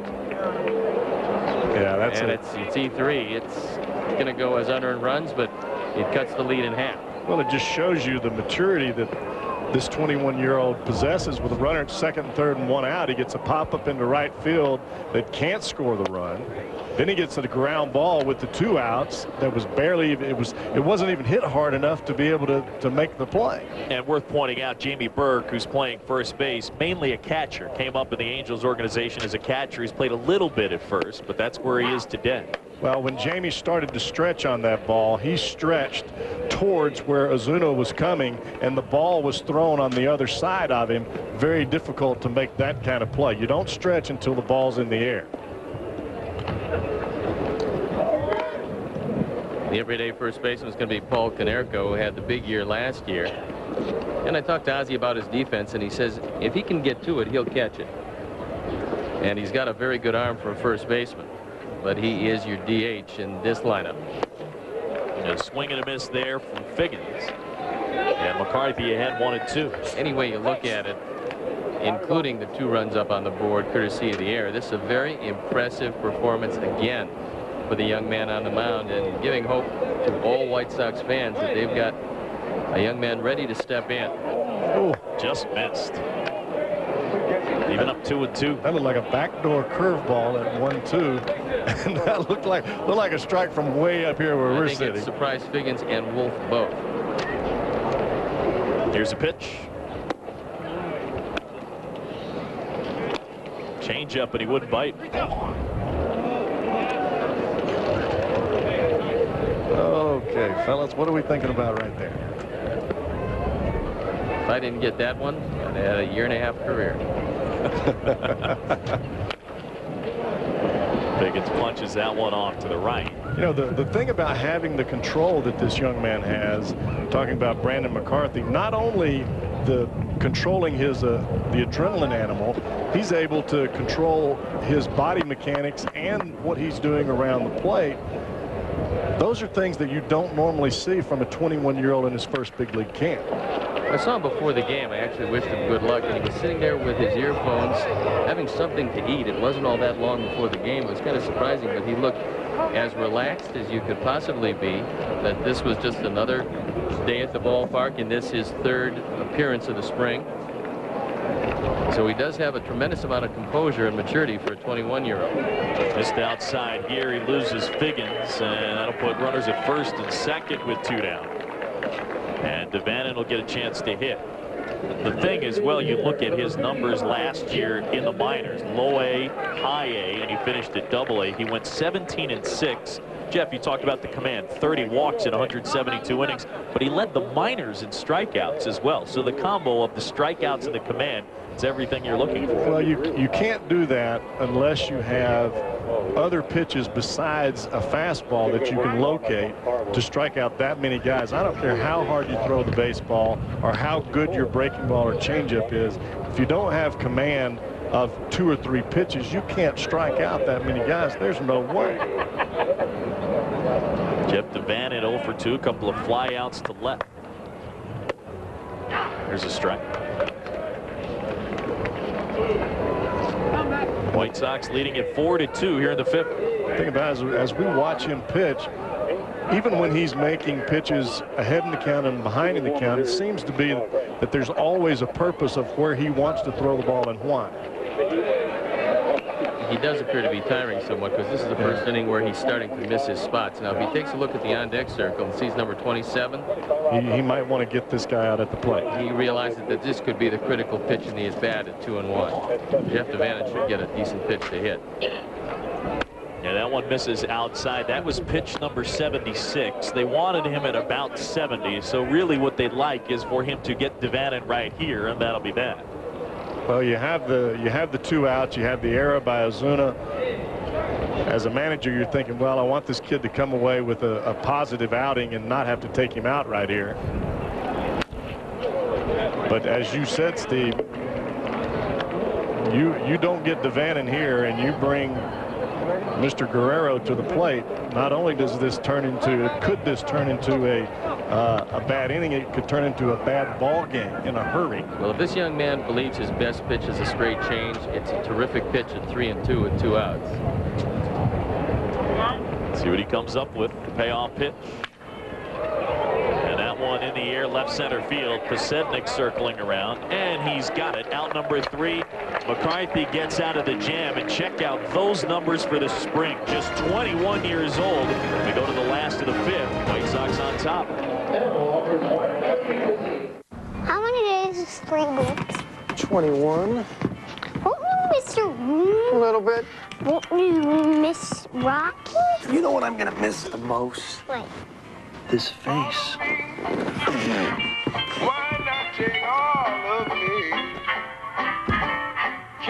Mr. Buckley, welcome to Residence Inn. Residence Inn. All suites with all the comforts.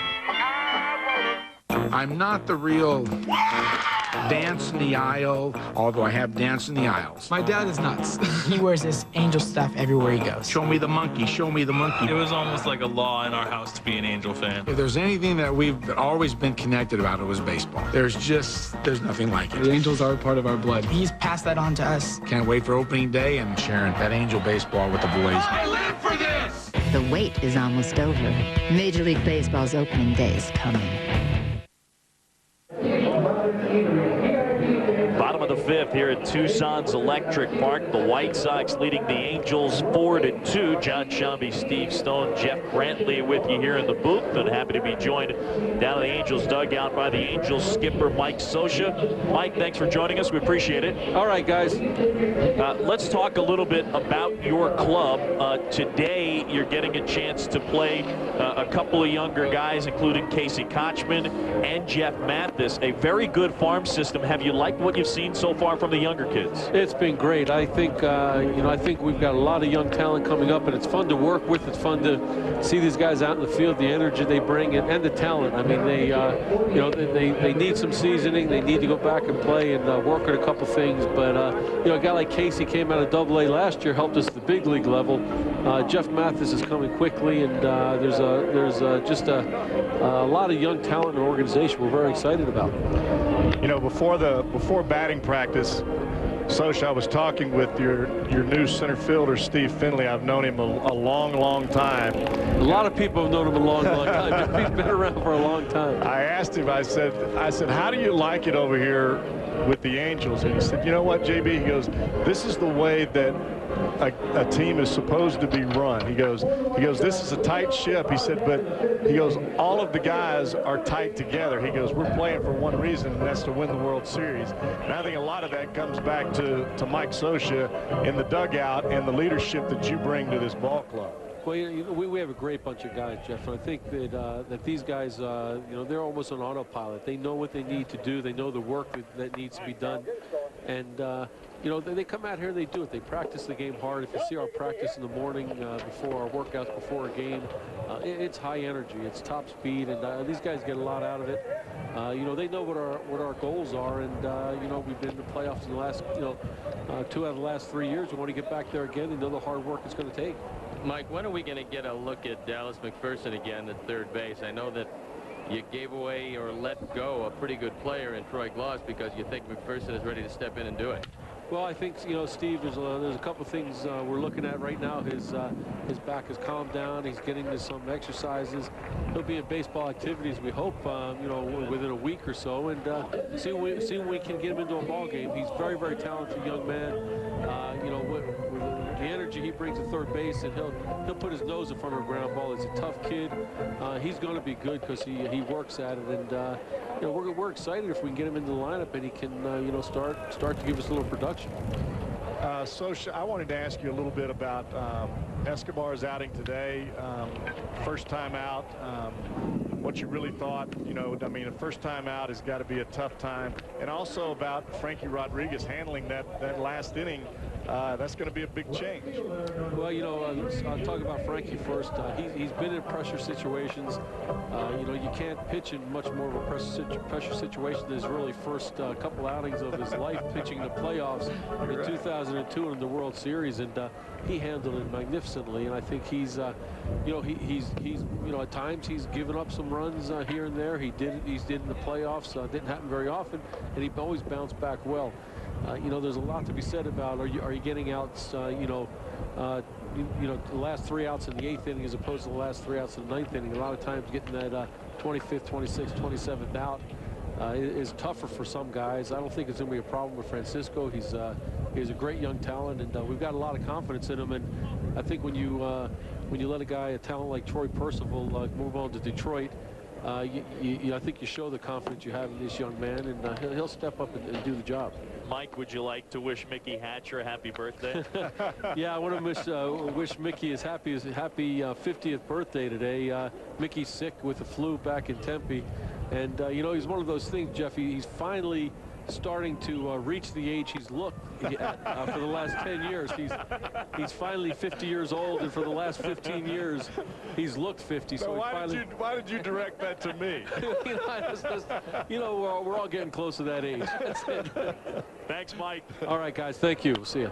Mike Scioscia, skipper of the Angels, as that one dunks over the first baseman Kochman's head and down the right field line. Dye is going to try for 2, and the throw cut off from Guerrero. So Jermaine Dye with a little dunker double down the line, and a 2-out base runner for the White Sox. You see Mike Scioscia, among the youngest managers in the big leagues. The guy in the opposite dugout, second youngest, only Eric Wedge younger among big league skippers. I talked to Mike Scioscia before the game about why is it that if you pick any position, it seems the majority of the guys are catchers. What is it about catchers that make good managers?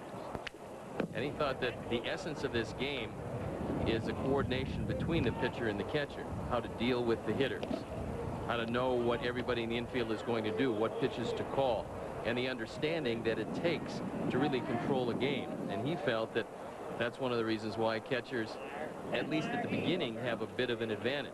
Well, there's only one player on the field that is responsible for not only himself but for someone else, and that is the catcher. He's responsible for his position behind the plate, and he's responsible for the guy that stands on the mound. Now, not every catcher in the major leagues understands that, but sooner or later they'll either understand it or there'll be somebody else catching in their position. And here's the White Sox catcher, Ben Davis, to the count 0-2. Dustin Mosley delivers. That one popped up, foul and back at the plate, and it finds the seats. You know, Mike Scioscia, manager of the Angels all those years with the Dodgers. I think a lot of people thought that Scioscia would be managing a Los Angeles team. They just thought it would probably end up being the Dodgers, not the Angels, right? He is managing a Los Angeles team. There you go. Well, the Dodgers have a pretty good manager in Jim Tracy, but you're right. I think a lot of folks, knowing Mike Scioscia, know that he would manage one day, and they just assume, because the Dodgers have done, over the course of their history, a lot of promotion from within, that guy eventually would be Mike Scioscia. Didn't work out that way, but he's very happy to be in Los Angeles at Anaheim. I wouldn't say he's upset. No. A pretty good career, and it'll get better. And he's enjoyed polishing that ring from 2002, right? Now the count 2-2 to Ben Davis. White Sox leading by a couple. Dye out there at second. Davis has been somewhat of a mystery man in that when you're the second player chosen in the country, you have astonishing talent, and he's never really lived up to it. He's shown flashes, But when San Diego took him, they thought that he was going to be their everyday catcher for a long time. Switch hitter with power from both sides and a pretty good catcher. But he's made the rounds and right now trying to win a backup spot with the White Sox. He swings and misses here as Mosley gets him, and they strand Jermaine Dye at second. End of 5, White Sox lead it by a pair.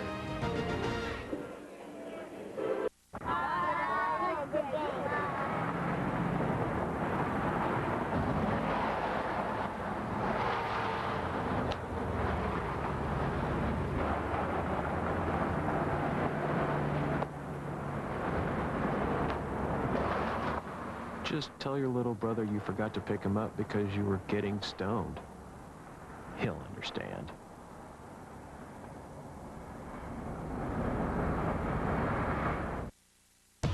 Lots of Toyota models, hundreds of choices. Toyota's nationwide spring sales event with thousands of amazing values. Now get an amazingly low lease payment of only $199 a month on a new Corolla or Matrix with just a $1,000 drive-off. Choose factory cashback or low financing, or drive off today in the popular Prius Hybrid, now in stock. Toyota's nationwide spring sales event. Quality, selection, value. Now that's moving you forward. Last year, when you bought a bag of Baby Ruth, you got a free game of bowling. Another bag? Another free game. Millions of free games were given away. And this year, we're doing it again. That's right. There are millions and millions more free games of bowling in the return of the Baby Ruth free bowling giveaway. Hurry in and pick up specially marked bags of fun size, 10 packs, and minis, and get your free game today. I'm okay. Baby Ruth from Nestle, the real deal.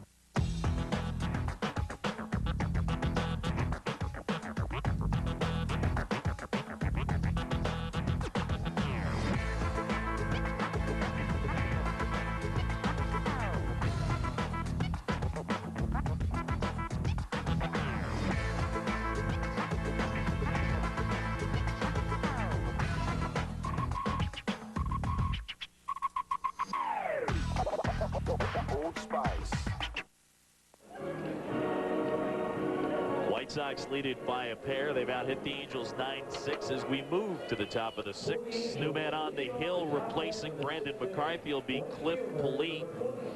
You look at Polite's numbers from a season ago. Fellas, just back to McCarthy to finish it up as advertised. We heard so much good stuff, and he was excellent. I thought he did everything the way you'd want a pitcher in the spring to work. He got everything over the plate, gave up no earned runs again for the 3rd straight performance, and he's been one of the real pleasant surprises of camp for the White Sox. Well, probably the best compliment I could give him is I would have never known by his performance today that he was 21 years old. He almost looked like he had been playing in the big leagues for 21 years. I mean, that's the way he pitched. Vladimir Guerrero up at the plate with the count 0-1. Guerrero 1 out of 2, a single, and he's bounced into a double play. As he punches that one foul. He gets a chance, Guerrero does, to be reunited with his buddy from the Expos. Orlando Cabrera will be playing shortstop. Those guys, longtime friends, being together with Montreal. And I think that probably had a good deal to do with Cabrera going over there. And it's really an upgrade. David Eckstein's a nice player, but Cabrera's a very good player at shortstop. He hammers one in the air, right center field. And that one going back, and it is gone. Home run the opposite way for Vladimir Guerrero, and the Angels are within a run. 4-3 as Vladdy goes oppo. Well, he doesn't need a whole lot of help, but the wind is blowing toward the right field corner, and that aided that line drive. But when Guerrero gets them all, they go out any direction, any time, and he just crushed that ball. Line drive, home run. Well, that was an 0-2 pitch. 2 sliders on the outside part of the plate that he fouled off, and Polite was trying to go up and in. He gets inside of it enough to just smoke it over the right field fence. I'm telling you, this guy is instant offense, Vladimir Guerrero. That's why he wins MVPs. Let's take another look at it. That ball got a little too much of the plate. Yes, it did. And Bad Vlad takes it way back. And no doubter cuts the lead to 1 run. You see the catcher stand up, almost stand up, and put the glove underneath Vladimir's hands, and he leaves the ball right down the middle of Broadway. Can't do that to that kind of hitter. Here's a 2-0 to Finley. Strike on the outside edge, and it's 2-1. Finley today with a single, and he's also popped out foul of the catcher. For those of you in Chicago, Raul Casanova checks in behind the plate. Jerry Owens in left field, and Chris Young, watch that ball go over his head in right field. Onto the berm. That is one talented young man. It cost him a few bucks, and so far he's been worth every cent of it. There's a strike on the outside edge. And it's 3-2. It's interesting you go back to Guerrero because some teams, specifically the Mets, weren't sure how his back would end up holding up. And an MVP later, I think we have the answer to that question. Pretty good. Tap around to short. Ozuna collects on to first. And it's out number 1.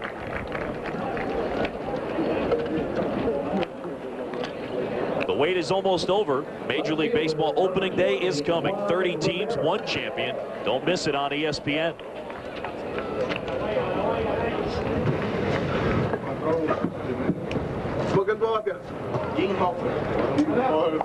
This is a great time of year as we head into the middle of spring. By this point, the automatic and first cuts have been made already. They've gone back to the minor leagues. Now you're getting to the point where the teams that do have some spots open, it's starting to get a little tighter for the guys. Now look, there's a whole lot of guys that know that they're going to go north and in some cases go west with their teams. But for some young guys and from some guys on the bubble, it's starting to get real tense, both here in Tucson, in Phoenix, and in the Grapefruit League in Florida. And was there ever a situation, Jeff, where you didn't know if you were going to make a ball club? You came to spring training and you were the guy in the bubble? Yeah, I came to spring training in 1989 after the Giants. I came up to the big leagues in '88. They took me off the roster, came to spring training wondering, you know, what am I coming to spring training for if you take me off the roster? Why am I even here? This ball is hammered dead away center field off the wall as Posednik collects it. And Rivera just blasted one off the center field fence. The batter's eye comes up with a double. They're pretty happy to have Rivera. You know, at one point, this guy was one of the crown jewels of the New York Yankee organization. And along with Messier as Torres, he came over from the Washington Nationals. Now, as Torres is going to be a big-time shortstop. But apparently, Jim Bowden couldn't live without Ozzie Guillen, and they've got Guillen over there. He's a high-maintenance guy, a guy with a tremendous amount of talent, but a guy who's had some problems everywhere he went, and last year suspended with 8 games to go for the rest of the season and the postseason for the Angels. That's got to be some major problems if you're suspended at that point in the season. But you were asking me about coming to spring training and not being on the roster made me feel like, why am I even playing for the Giants? All of the other prospects at that time were on the roster, and as we go through spring training, as we see a pop-up to Casanova into the sun, he makes the play. I really didn't know whether I was going to get traded or why they were keeping me in spring training, because all of the other guys had a lot more major league experience than I did, and they either had to release them or send them out or non-tender, however they had to do it. But if I was going to stay in the big leagues, I had to take somebody's spot. And I can remember the last day of spring training, there were 5 guys that were called into the office, and they all came out with their head down. And I'm the last guy in there, and I'm thinking, well, I guess I made the team. But at that point, the guy sitting next to me, who was Don Robinson, said, well, looks like we're going to make a trade for that last pitcher spot. And then I would started thinking all kind of thoughts. I get called into the office. Al Rosen looks at me. He said, Jeff, I'm sorry, but we're gonna have to take you north. Well, at that point, I didn't even know what take you north meant. Hodgman takes a strike. I didn't know if that meant, well, we're going to take you north and put you on the team, because I know that San Francisco is dead west from Phoenix. So if I'm going north, I'm going somewhere where it's freezing, even colder than Candlestick. Taking you to Canada, Jeff. Pitch outside. Let's go down to Gary Miller. You know, guys, I was talking to Kenny Williams earlier today, and he said, yesterday I was the most popular guy in camp. Everyone wanted to be my friend. Today, nobody wants to make eye contact with him. The Sox are going to make some of their first cuts today. Angels a little later in the week. The AAA games are going to start on St. Patrick's Day, so it's that time. Here's the 1-2 from Polite. And that one fouled off, but Casanova hangs on. Kochman down on strikes in the inning over. But Guerrero hits the home run. I'd say these guys are going to make the team. White Sox by 1. Trade in your boring breakfast for a Dan and Fruit. Have a corn muffin. Give me that and try this fruit. Real fruit and yogurt, perfectly blended into the ultimate smoothie. That's a smoothie. It's good, huh? Yeah. Dan and Fruit, the real smoothie in a bottle.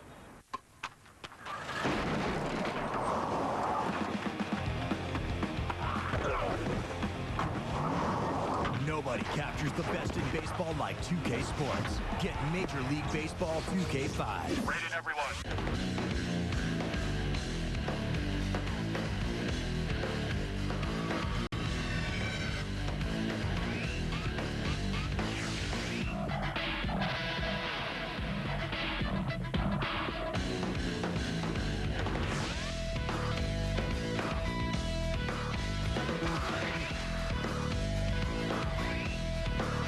Champion, engineered for maximum performance. Champion powers all. Even with good credit, getting a home loan can be a long process. But at eLoan, you apply in just minutes, either online or over the phone. There's a lot less paperwork, and you get a loan decision fast. It's lending the way it was meant to be.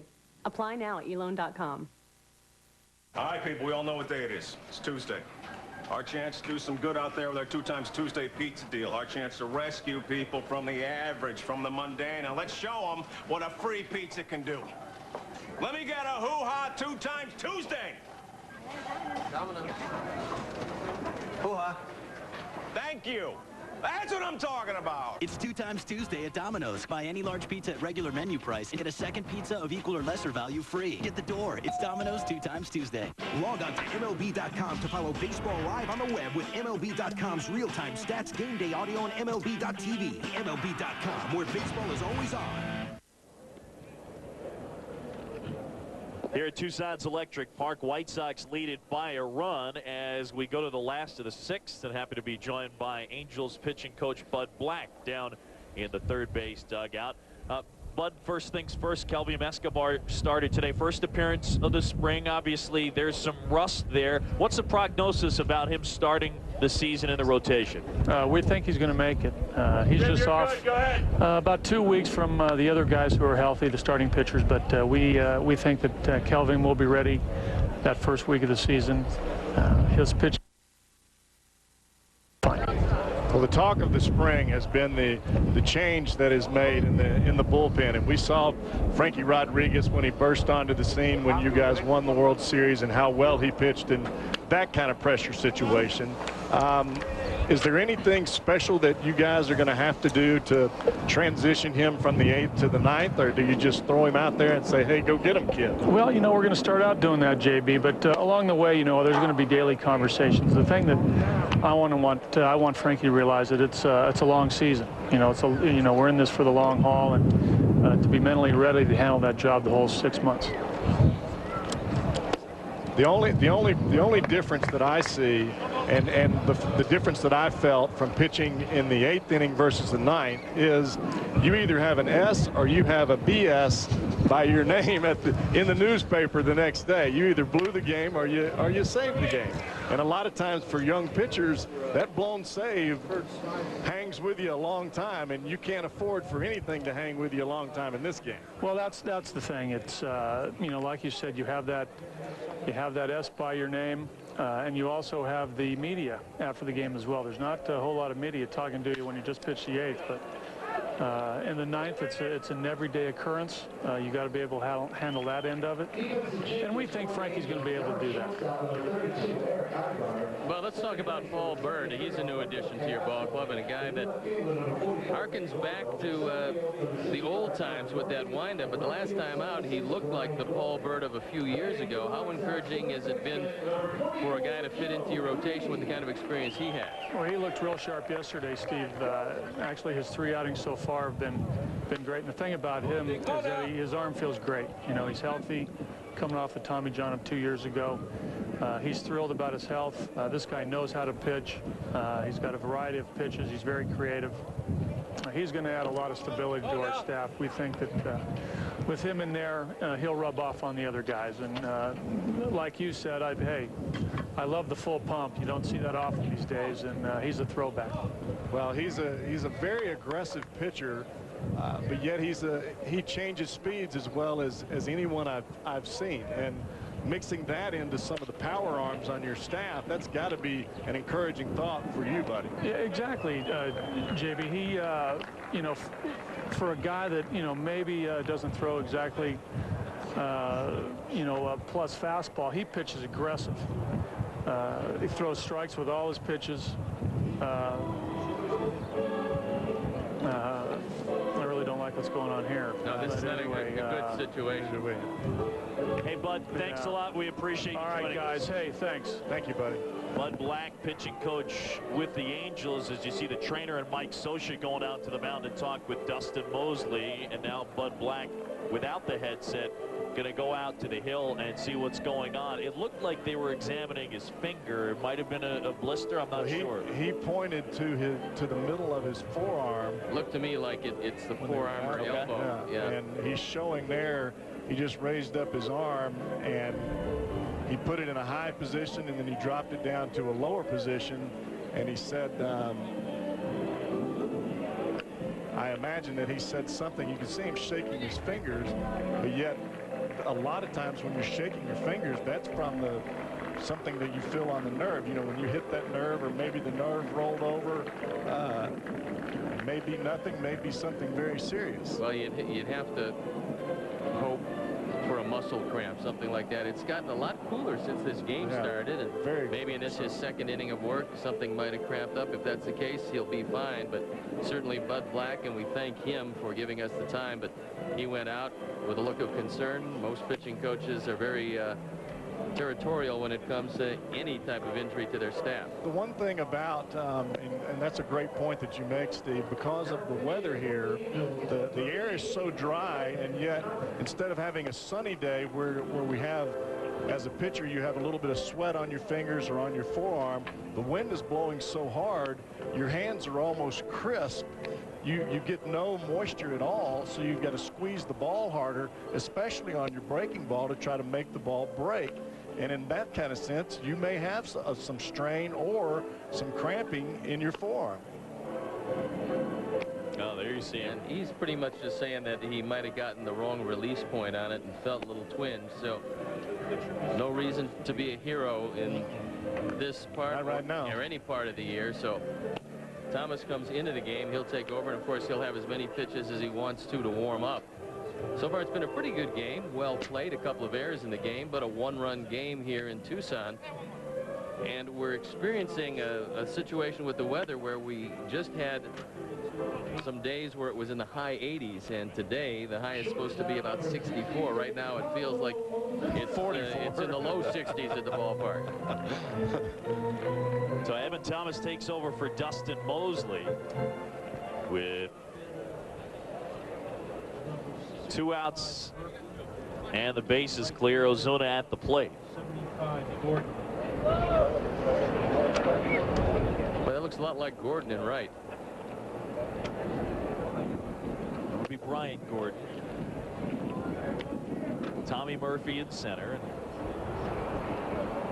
And keep you updated on the changes. It's a good eye by you, Steve Stone. Strike at the outside edge. And they count 1-1. This part of the game is spring training, and they haven't made the cuts yet. They're bringing a whole lot of guys that you haven't heard a lot about. Ozuna hits one to the aforementioned Gordon, goes back, can't get it, takes a hop, it'll bounce off the fence. Pablo Ozuna towards second, a stop there.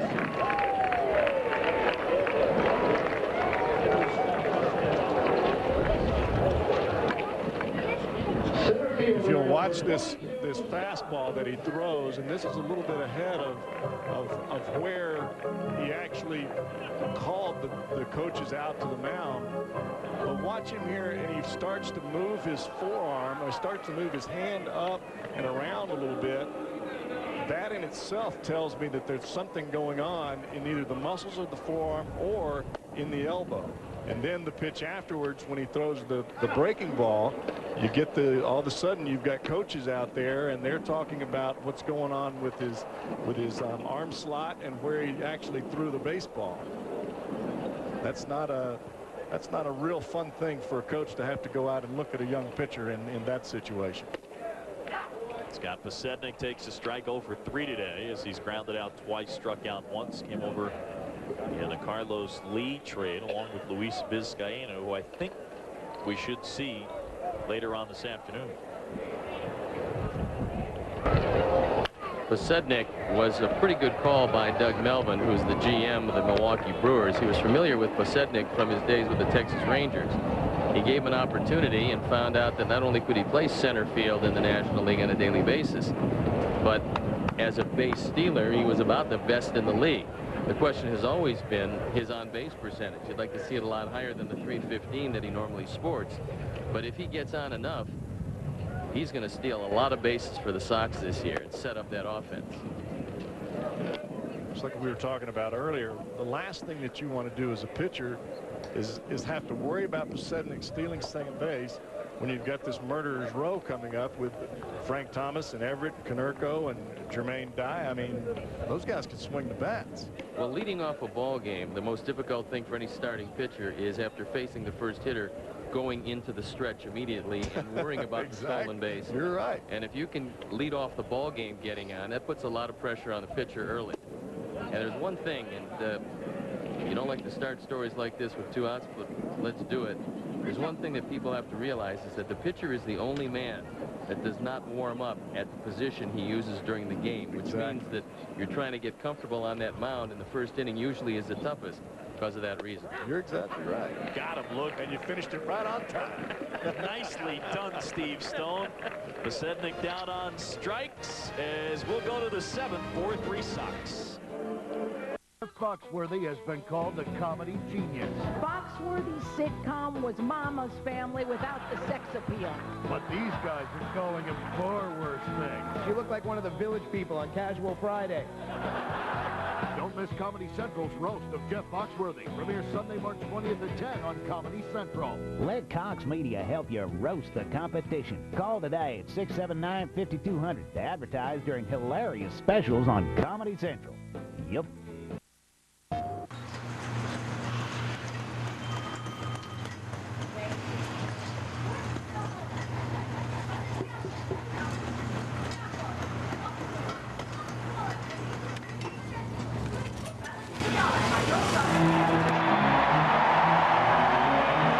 MLB 2006.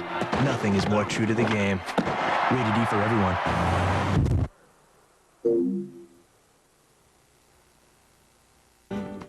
You can't see anything? You can't do the same things you did before. I'm a cop. I'm supposed to make sure that my partner goes home and the bad guys don't. All new Blind Justice. Tonight at 10/9 Central. Only on ABC.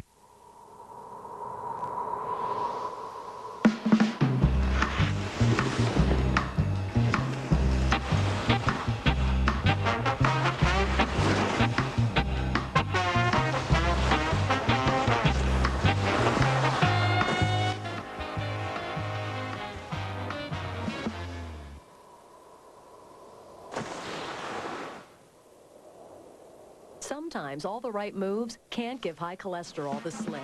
If you're at risk and diet and exercise aren't enough, adding Lipitor can help lower your bad cholesterol 39 to 60%. And Lipitor has proven benefits for your heart. Lipitor is not for everyone, including people with liver problems and women who are nursing, pregnant, or may become pregnant. Simple blood tests are needed to check for liver problems. Tell your doctor about other medications you are taking, or if you experience muscle pain or weakness, as they may be a sign of a serious side effect. So take the next step. Ask your doctor about the benefits of Lipitor. Back in Tucson, White Sox lead it by the count of 4-3. As Dustin Hermansen goes to work and deals inside for ball 1. Hermansen replacing Cliff Polite, who allowed a run in an inning. Ball skied in the air, left center field. This is Owens cutting over. Now the center fielder. And that one put away by the center fielder with one out and the base is empty. We welcome you to the broadcast booth. John Sciambi alongside Steve Stone, Jeff Brantley. Wait, the booth's gotten bigger. We got another partner in here. Brandon McCarthy joins us up here in the booth. Nice job today. I appreciate it, guys. Thank you. Well, as much as we talked about him, we had to have him come up here and talk to us a little bit. How difficult is it for you as a young pitcher? We can tell by your mannerisms out on the mound that you believe in your gut that you should be on this staff and at least have an opportunity to pitch. And being a guy that's 21 years old and having command of 3 pitches and pitching the way that you did today, you don't look 21. You look like you've been in the big leagues for 21 years.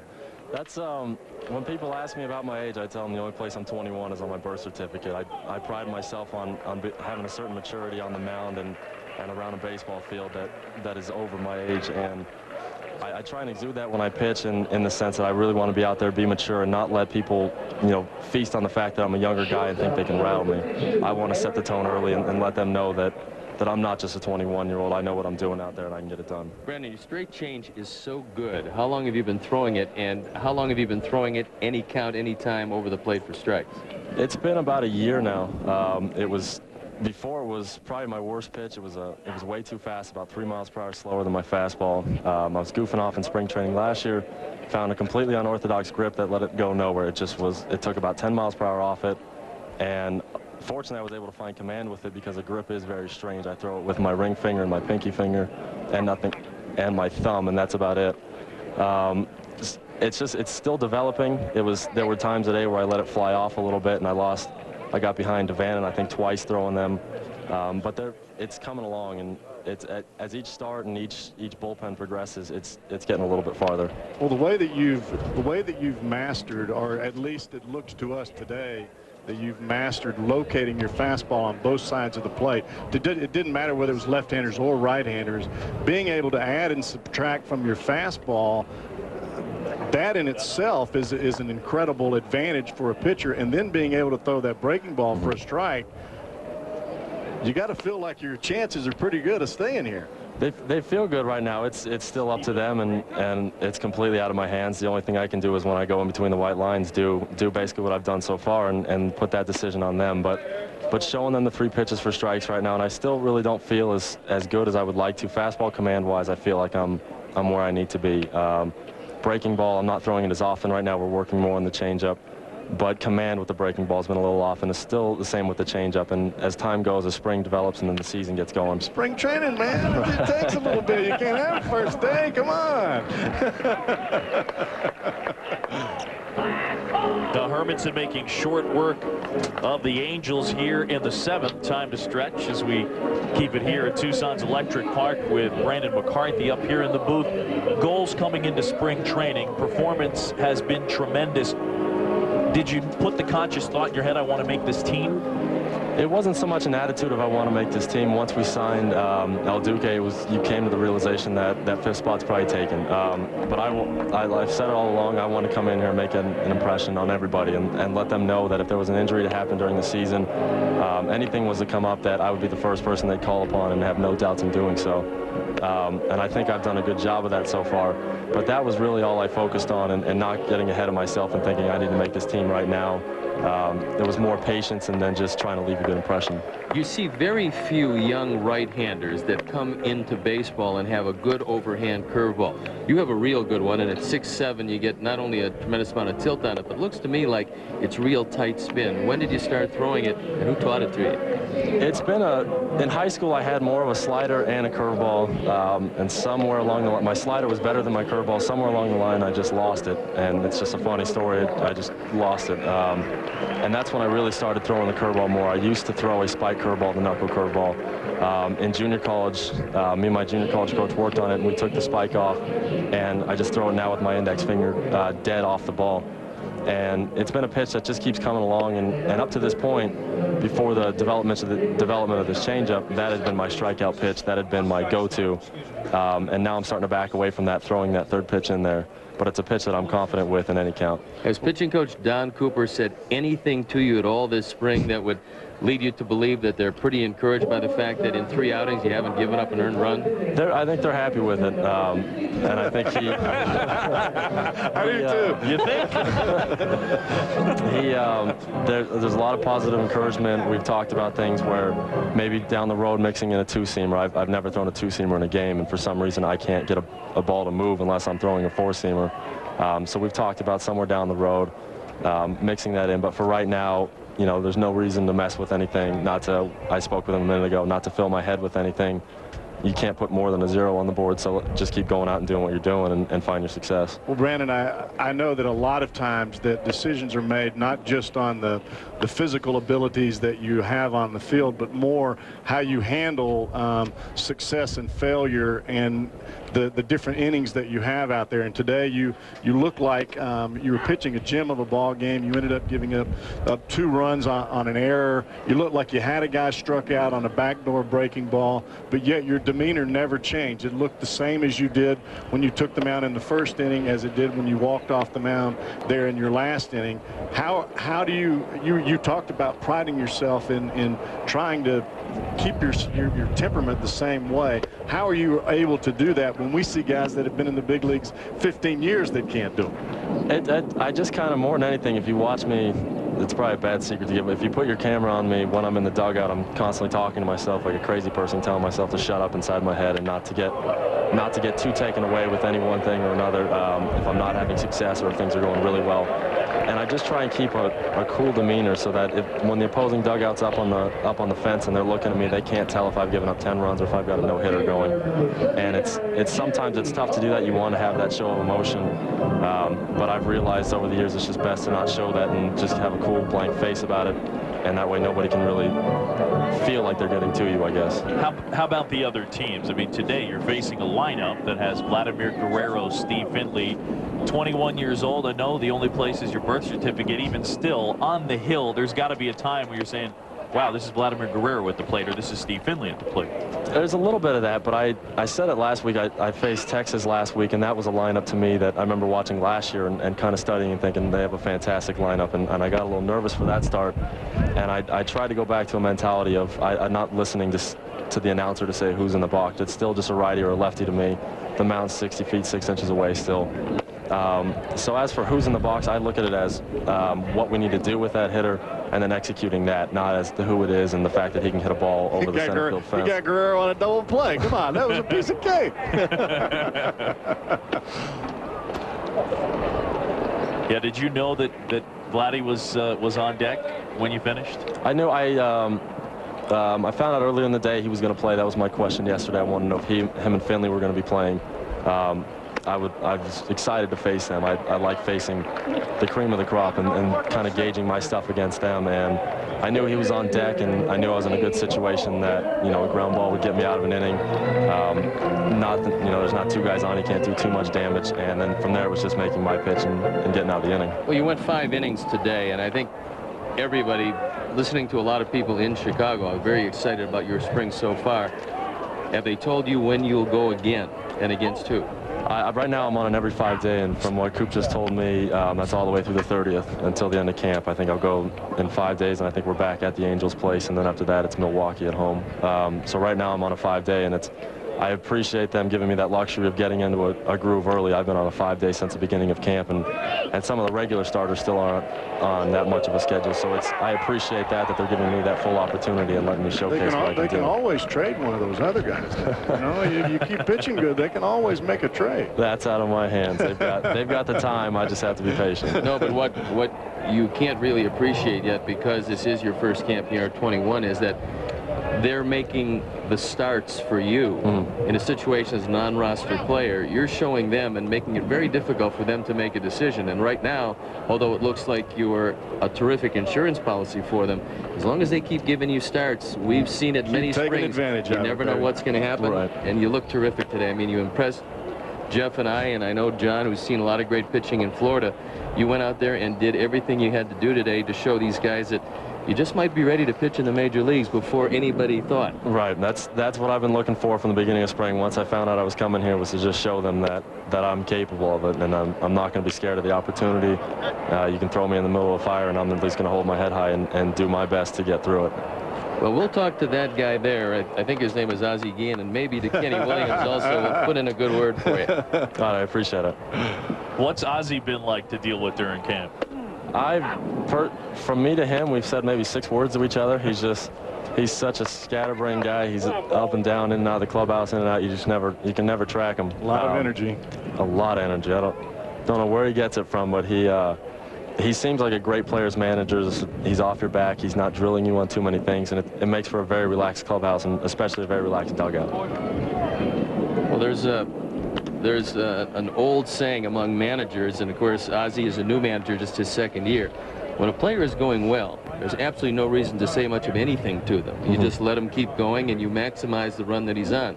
Right now, young man, you're on a tremendous run, and there's no reason for the manager to talk to you. And in fact, the less he says to you, the better off you probably are. Right. Just keep my head empty and let me just keep going doing it. Pop off first as Kochman gives it a look, but he can't get to it. Well, it's just like as you said just a few minutes ago, they're giving you the start every 5th day, regardless of whether you're young or old. That's what you want. I mean, you can ask Steve. I mean, being a starting pitcher, you want that start every 5th day and to be able to get into that groove, so it takes you right into the season, and you don't miss anything. And it allows you to get your arm strength to a point where you feel every single thing, and you have time in between those 5 days to work on your stuff and get it to where it's prime. Right. That's my routine in between those 5 days is very important to me. I used to be unbelievably superstitious, and I think I've tailed that off a little bit now. But my routine during the week, whether it comes to throwing, conditioning, my bullpens, whatever, is something I hold in high regard. I pay a lot of attention to the small details, and so to be able to start it this early is definitely a help. That means, you know, if I start in the season in the minor leagues or in Chicago, I've got a running start on that, and that definitely helps. It's tougher to get that in minor league camp. Things are more scattered, but up here I do appreciate the fact that they're giving me those starts every 5 days so I can get into my groove early and basically be as comfortable as I can be. Now, Brandon, great job today and continued success this spring. Oh, I appreciate it. Brandon McCarthy right there. 10 1/3 innings, and he has not allowed an earned run so far this spring, and they're going to continue to give him starts here for the Chicago White Sox. Well, here the last of the 7th, and Chicago leading this one by a run. And Evan Thomas on the hill delivers down and away. That one missing, and the count 2-0. Well, he hasn't learned it yet, JB, but he will know. You and I were both 6'7" when we started, but this game can grind you down somewhat. It'll grind you down a little bit. You're exactly right. Here's Young at the plate. Chris Young, right-handed hitter. Oh. Hammers one. Wow. That one way foul. You know, just sitting here talking with Brandon, there's a difference between cockiness and overconfidence and being sure of yourself and prepared to go out and pitch. And I think we know what this young man has in store for the baseball people of the world. He is prepared. He prepares himself, and I think he knows himself pretty well. Just listening to the words that he said about what his regimen is and what he's trying to work on and where he's trying to get. And for young pitchers, I think that's something that you've got to do. He made me feel like I needed to grow up a little bit. I mean, the maturity there was unbelievable, wasn't it? That's what you want. You don't want somebody that's scared of the name that's on the back of the jersey. Well, I also do believe that he came into this spring, and he knew a month and a half ago he was going to come to the Major League camp as a non-roster player. But even though he didn't say it, you know that he came into this spring with a game plan. Now, if you're possessed of great control, which he has, it makes things a little easier for you. But knowing that he had to make an impression very quickly, I'm sure that he was ready to go when spring training started. Right. You can't ease into spring training if you're a youngster. You have Not to when make you're 21. You have to make an impression. Boy, he's made up a big one. And not only that, when we were talking with Kenny Williams earlier, that was one of the first things that Kenny said, was that Brandon came to him and basically said something to the effect that, you know, I'm here because I want to make this team. You know, I know you have 5 starters, but I still want to make this team. Well, 3-2 to Young with runners at first and second and 1 out. Like I told him, they trade now. they do that in this game. He was squirming. The pitch, runners on the move, a swing and a miss, and stolen bases for the White Sox, put 2 in scoring position, but now 2 outs. As we take a look at our projected opening day lineups presented by 2K Sports, so there you have it for the White Sox. Scott Pasednik, fellas, you mentioned, got to get the on-base percentage up. And eventually they will get Frank Thomas back, although I guess they're saying maybe June, something along those lines.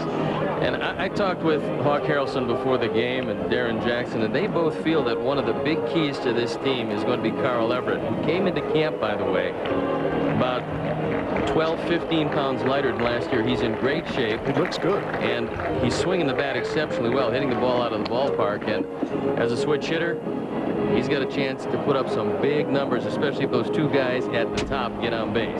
Well, if you're Everett and you're hitting ahead of Konerko and Dye and Frank Thomas as time progresses, you're going to get a lot of pitches that are over the plate. And we all know what Carl Everett can do with pitches that are over the strike zone, because he stands right on top of that inside corner of the plate, and he's daring you to throw the ball out over the plate to him. He's going to smoke it. Well, he's especially difficult from the left side, and because you face about 75% right-handed starters, it makes it a lot easier if your power is as a left-hander if you're a switch hitter. But spring training is always tougher on the switch hitters because you have to groove your stroke from both sides of the plate. It's difficult enough from one side of the plate. Now the White Sox a season ago 3rd in the American League in runs scored. Red Sox first, Yankees second. Tied for the lead in home runs, and we mentioned a departure from the style that they took the last few seasons. 5 straight years of 200 home runs. The Yankees and the White Sox 5 straight years. That had never been done before in history, and they're going to try and move away from that a little bit, but still it should be a pretty potent lineup. Well, this club really didn't have a prototypical leadoff hitter or really anybody in the top couple of spots in that order that could give them any type of speed or any type of shaking up the pitcher by getting on base. And by getting Pasednik, not only do you get a guy that can run the bases and steal bases, you got a guy out there in center field that can flat out go catch the baseball. You still have a ways to go yet, because they're looking up at a Minnesota team that doesn't look like they're doing anything but getting a whole lot better, especially if that guy behind the plate, Joe Mauer, is healthy at all. And he's having, you know, some problems with the knee. Obviously, when you have it surgically repaired, you're going to have some problems coming back. But the Minnesota team has always had a tremendous home field advantage, and they're just a good, solid organization and have been for a long time. And you got an improved Cleveland Indians baseball team that you have to deal with. Eric Wedge, the youngest manager in the major leagues, has done a real good job. Mark Shapiro, the GM, has put together a lot of young talent, and those boys can stroke the ball, especially that catcher Victor Martinez, who any team would love to have. That young man can really do it. And the way that they've set up their pitchers from last year, I'll tell you what, the Indians could surprise a lot of people. The pitcher's a lefty, Jake Woods, and Casanova laces a single to right. 1 run is in. Here's Konerko to the plate. The throw offline. He'll score a 2-run single for Raul Casanova, and the White Sox have opened up a 6-3 advantage. So how you doing, Jake Woods? Into the game and a pitch, and Casanova drives in 2. Well, that's a huge hit for Casanova and a very big hit for the most important statistic of any spring training game, and that is TOG, time of game. Well, 2 out hits anytime they can come. If you're a pitcher and they're on your club, you'll take them anytime. This is Casey Rabowski, the hitter. Big cut, fouls it back.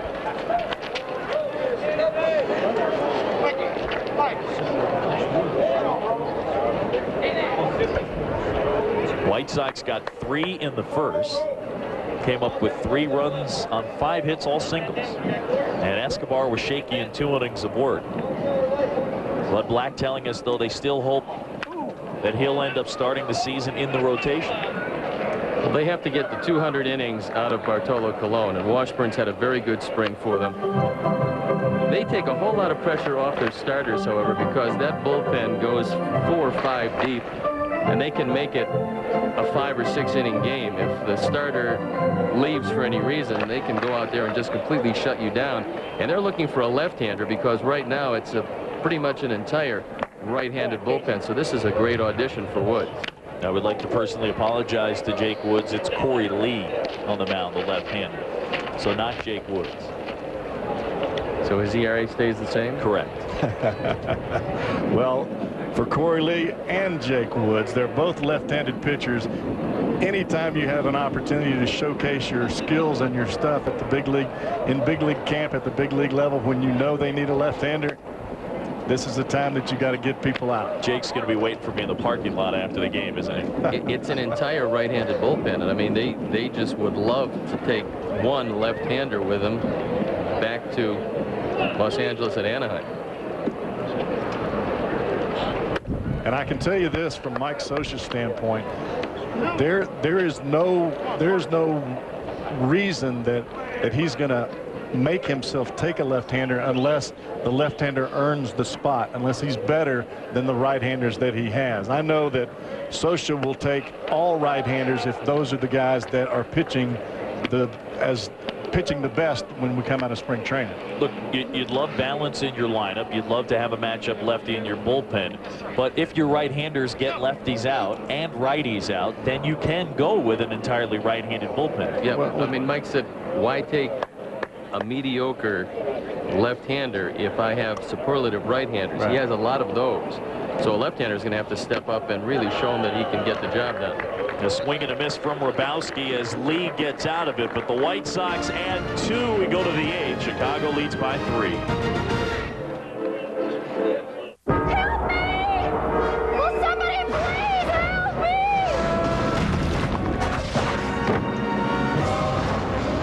Someone stole my Visa check card. Oh, lady. Read my lips. If your Visa check card's lost or stolen, you're not liable for fraudulent charges. And all that money will be put back in your checking account. Sheesh. Signing with a Visa check card is super, super safe. There's no need to fear. Underdog. Never mind.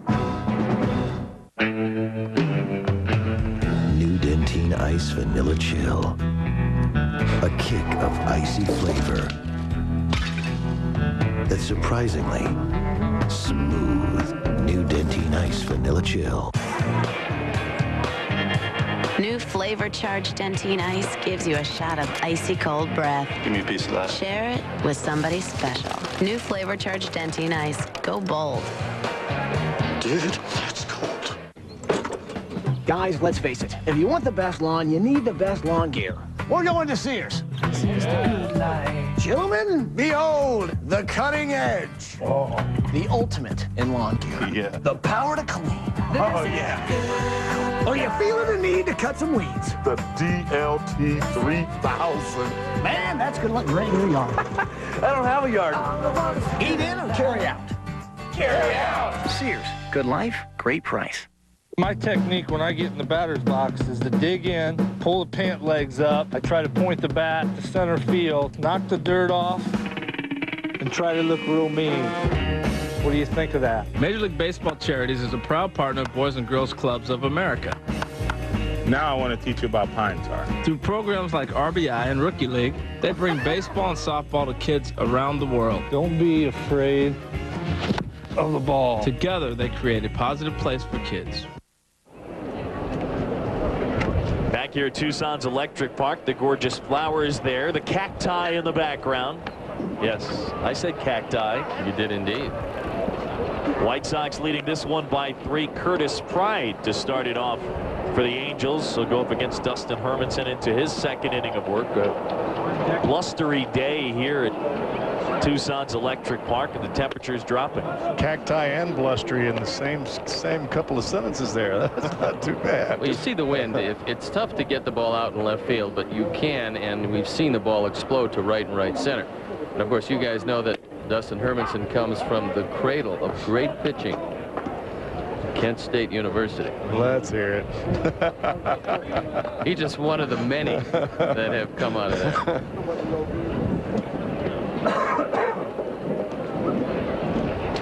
The 1-1, and that's cut on and missed, and it's 1-2. And who was your battery mate there, Kent State? At the time when I was there, it was the great and unfortunately late Thurman Munson, who went on to become just a wonderful player for the New York Yankees. Was your catcher in college? He was. And as they came to scout Thurman, they scouted a couple of guys saw me. There you go. And drafted me way down originally by the Cleveland Indians. So far down that they decided not to sign me.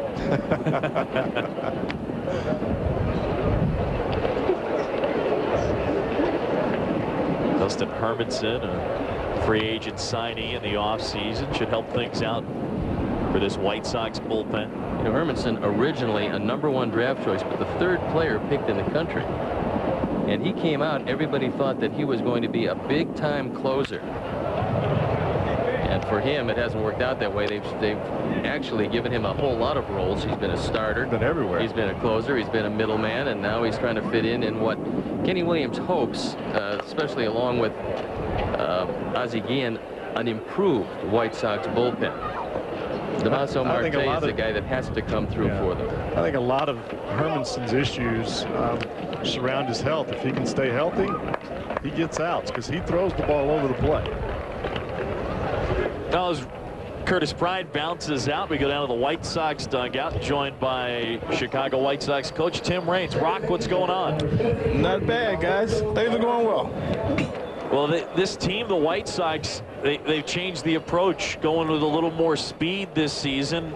Tell me what spring training's like and what it's been like for you trying to help out some of the players as far as getting the speed game going. It's been a lot of fun. I mean, you know, that's the way I played the game, and we call it Ozzie ball over here. So we're going to get these guys running on the base paths.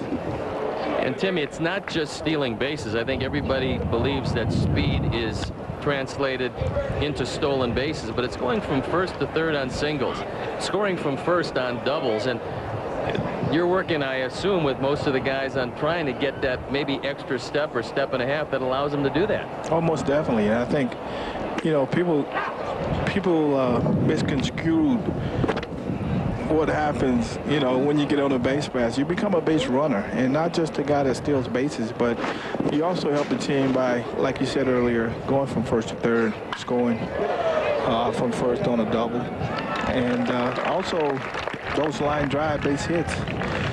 For hits when you're at second, definitely have to be able to score, and that's what we've been working on all spring. We've made a lot of mistakes, but you're going to make mistakes when you're real aggressive. Tim, let me ask you one thing about a base running. If you're the trailer on a play, you have a lot of guys that have a hard time reading the angle of the throw. Is that most important? Because if the trailer winds up at second base, it takes you out of a double play situation. How tough is that to adjust to? Well, I think that's key, and I think that's one of the things we've been working with. You know, when a guy gets a base hit, there's going to be a play at the plate. That guy at the plate definitely has to be ready to go down to second base. And I think, you know, a lot of teams tend to try to keep that guy at first, you know, by having a cutoff guy. But we want to be real aggressive. So if there's going to be a close play at the plate, we want to make sure that that ball is cut. And hopefully we can get that guy down to second. Tim, this club last year got a lot of runs via the home run, and those are the types of things that take away your aggressiveness on the base pass, but yet you can still lose some quality hitters and make up for those runs if you are aggressive on the base pass, and you may end up with more home runs because the opposing pitcher is worried about the guys that are on the base pass versus the guy that's standing at home plate. Most definitely, and I think that's going to be the key to this ball club, because, you know, with putting pressure on them on the base paths and, you know, having them thinking about more things than that guy at the plate, definitely going to probably see a few more quality pitches and a lot of mistakes by pitchers.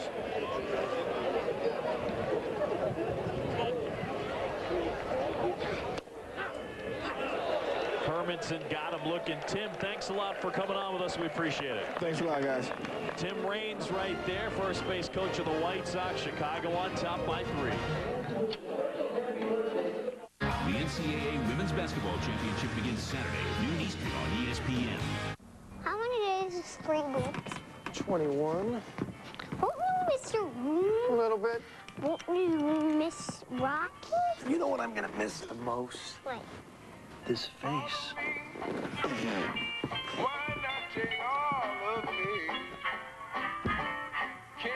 Mr. Buckley, welcome to Residence Inn. Residence Inn. All suites with all the comforts.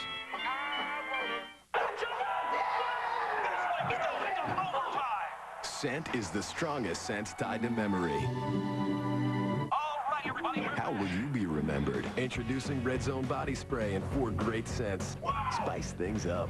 When you're a star like me, you just get treated differently. Key to the minibar? Ooh. They miniaturize an entire bar just for me. Turn down service? Fantastic. Somehow they know I like to sleep between the sheets. Even my independent insurance agent spoils me. John, for you, the best policy is drive insurance from Progressive. I've compared a lot of them. You see, he treats me like the Sultan of Mau. Actually, I do it for everyone. Of course you do. Everyone gets taken care of with drive insurance from Progressive. Trade in your boring breakfast for a Dan and Frusion. I have a corn muffin. Give me that and try this Frusion. Real fruit and yogurt, perfectly blended into the ultimate smoothie. That's a smoothie. It's good, huh? Dan and Frusion, the real smoothie in a bottle.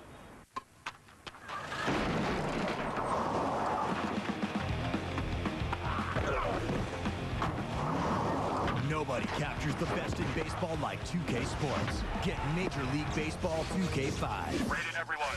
This copyrighted telecast is presented by authority of the Office of the Commissioner of Baseball and may not be reproduced or retransmitted in any form, and the accounts and descriptions of this game may not be disseminated without express written consent.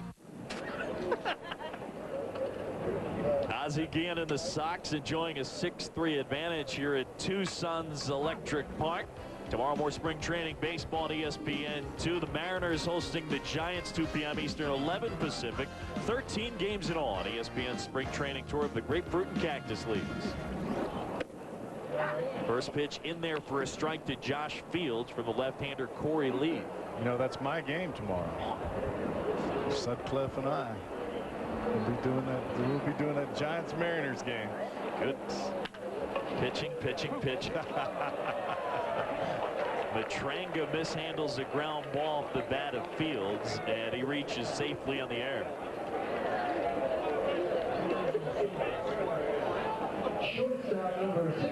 So Pablo Ozuna will make his way to the plate. Ozuna came on to replace Juan Uribe at short. Pablo Ozuna started in the Cardinals organization, came over to the Marlins in the Edgar Renteria trade. The trade that sent Renteria to St. Louis and brought Ozuna, Almanza, and Looper to Florida. Now, right now, we're going to go down to Gary Miller standing by with Dustin Hermansen. Dustin, our experts in the booth, Steve Stone, Jeff Brantley, thought you did very well out there. How would you rate your performance today? It was pretty good, getting better. I mean, sure no midseason form or anything, but it feels pretty good. You look good in black. Obviously, you've made your way around. I asked you before we came on, I said, have you ever pitched in Cellular Field, which was the most generous home run park in baseball last year? What are your concerns about that park? Well, I'm not going to change anything. I mean, I think if you try to change something in your pitching style, you're going to get yourself in trouble. So I'm going to attack hitters just the way I always have and, you know, try to keep the ball on the ground. Dusty, you get back into a closer's role with San Francisco here. You'll be a setup man. Are you more comfortable in that role? What are the differences for you between the things you're asked to do? Oh, it doesn't matter. I mean, I'll do anything. Comfort-wise, I mean, I'm just trying to go out there and get 3 guys out every inning. So I'm just trying to take every inning, even when it's a starter, as a closing role, and just every inning close. So I'm still doing that same approach. Last year when you were in San Francisco, you were with A.J. Krasinski. This guy needs all the friends he can get. So is that part of the reason you guys are back here? Yeah, so far I've noticed that. But, you know, A.J.'s doing great this year. You know, he's making the change, and that's what he needed to do. And, you know, we're trying to support him as much as we can. Okay, best of luck, Dusty. Thank you, appreciate it. Guys? All right, Gary, thanks very much. Brian Anderson delivers a 2-run single for the White Sox to score Fields and Ozuna. And it's now an 8-3 Chicago advantage. The White Sox pouring it on, and this is what you want to see from any team. If you have the lead going into the late innings, you want to see that team add to the lead. And the White Sox are doing it today without hitting the ball out of the ballpark. Now, yesterday they defeated the Chicago Cubs in Mesa, and they hit 6 home runs. The wind obviously blowing out at Hohokam Park, but today, with the wind blowing in from left field, the White Sox have done it with singles, doubles, and some pretty decent overall pitching, especially from the starter, Brandon McCarthy, who we had in the booth. And not only was he engaging, but I think he showed a whole lot of folks around the country that this young man is for real. Bouncer right side, looking for 2. Second out there, on to first, double play. 4-6-3, and just like that, 2 down, and the base is clear. Well, you know, if you look at how the pitching has gone for the White Sox today, we started with the gentleman that we had in the booth earlier, Brandon McCarthy pitched outstanding, and Dustin Hermansen, who Gary Miller was just talking to. I mean, he's pitched very well since he's been out there, and if you could write that down as your game plan every time that you had an opportunity to put your pitchers on the mound, that would be awfully nice. But it doesn't always happen that way. Stoney, did you ever pitch for the White Sox? I pitched for them twice. In fact, I was there in 1973. Dick Allen was the star of that team, and it was a good team. And then 77-78, Southside Hitmen of 77. I think we have some evidence of your tour duty with the White Sox. Yes, we do. Nice play by the pitcher, Lee. We go to the 9th, 8-3 Chicago.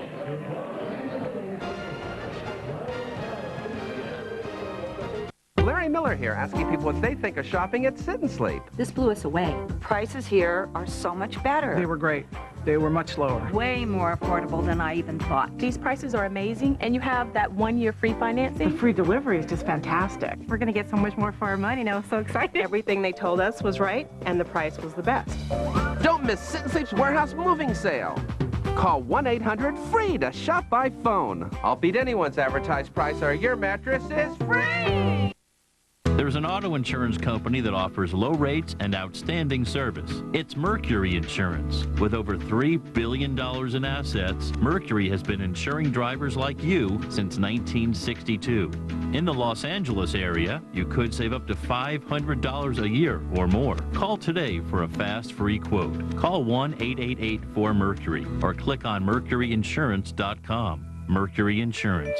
Savings, service, security. If you have great credit, shouldn't you get a better rate on your home equity line? At eLoan, you do. We process your loan differently, online. That costs less, so you get a great rate with no lender fees. Apply today at eLoan.com.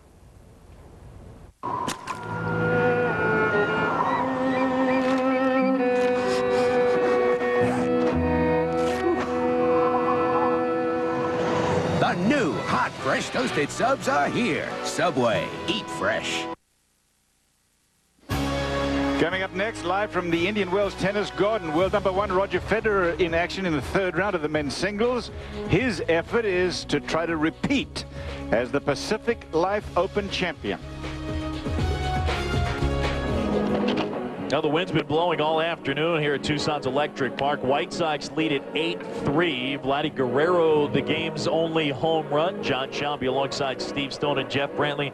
Did I sell that well enough, innocently asking you, Stoney, did you ever play for the White Sox? Well, I have to believe there's a little proof that I did indeed play for the White Sox. We have it. Unfortunately.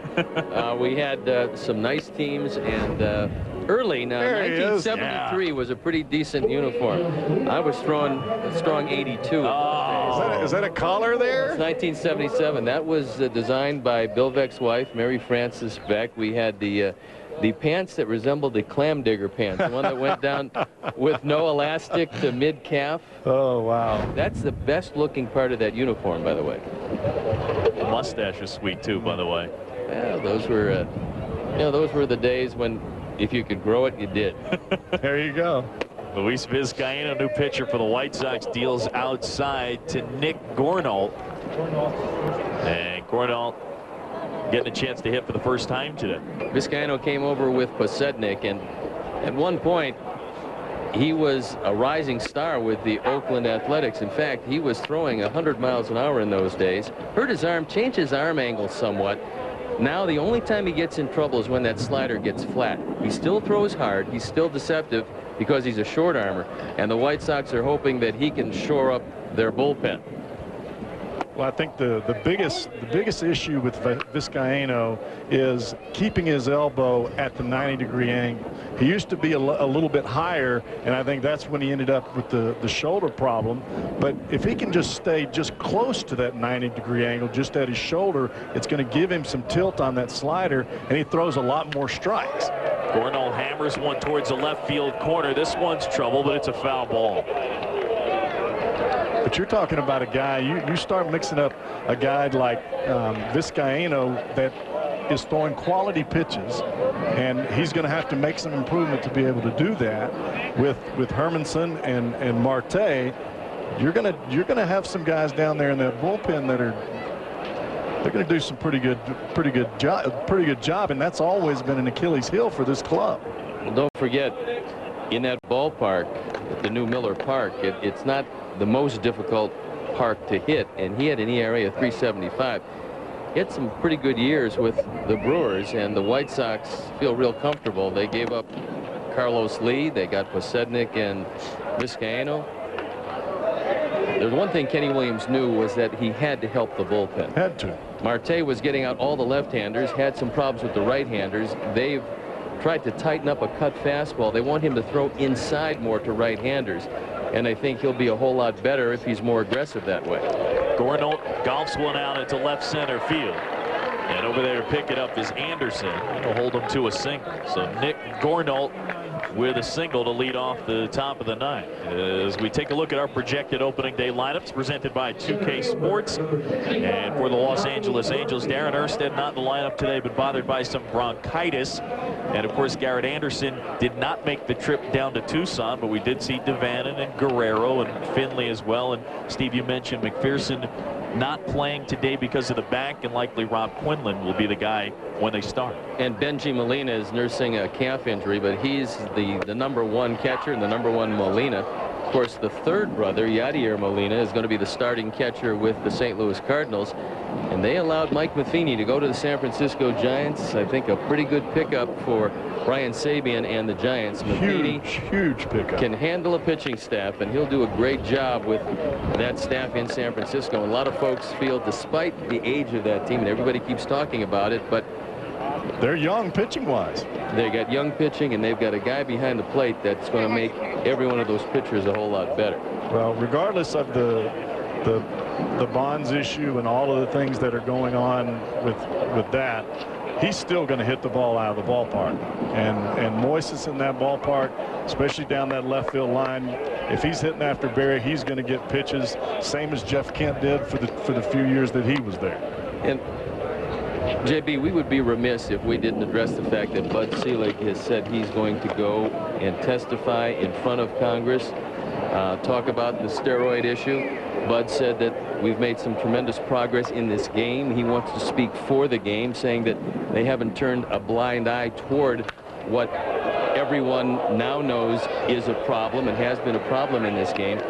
What do you think Congress is intending? What do you think they want to come out of these hearings? I'm not really sure what they're intending to come out of it, but you can't just call every player into a congressional subpoena and just start asking questions. I think you're opening Pandora's box, and you're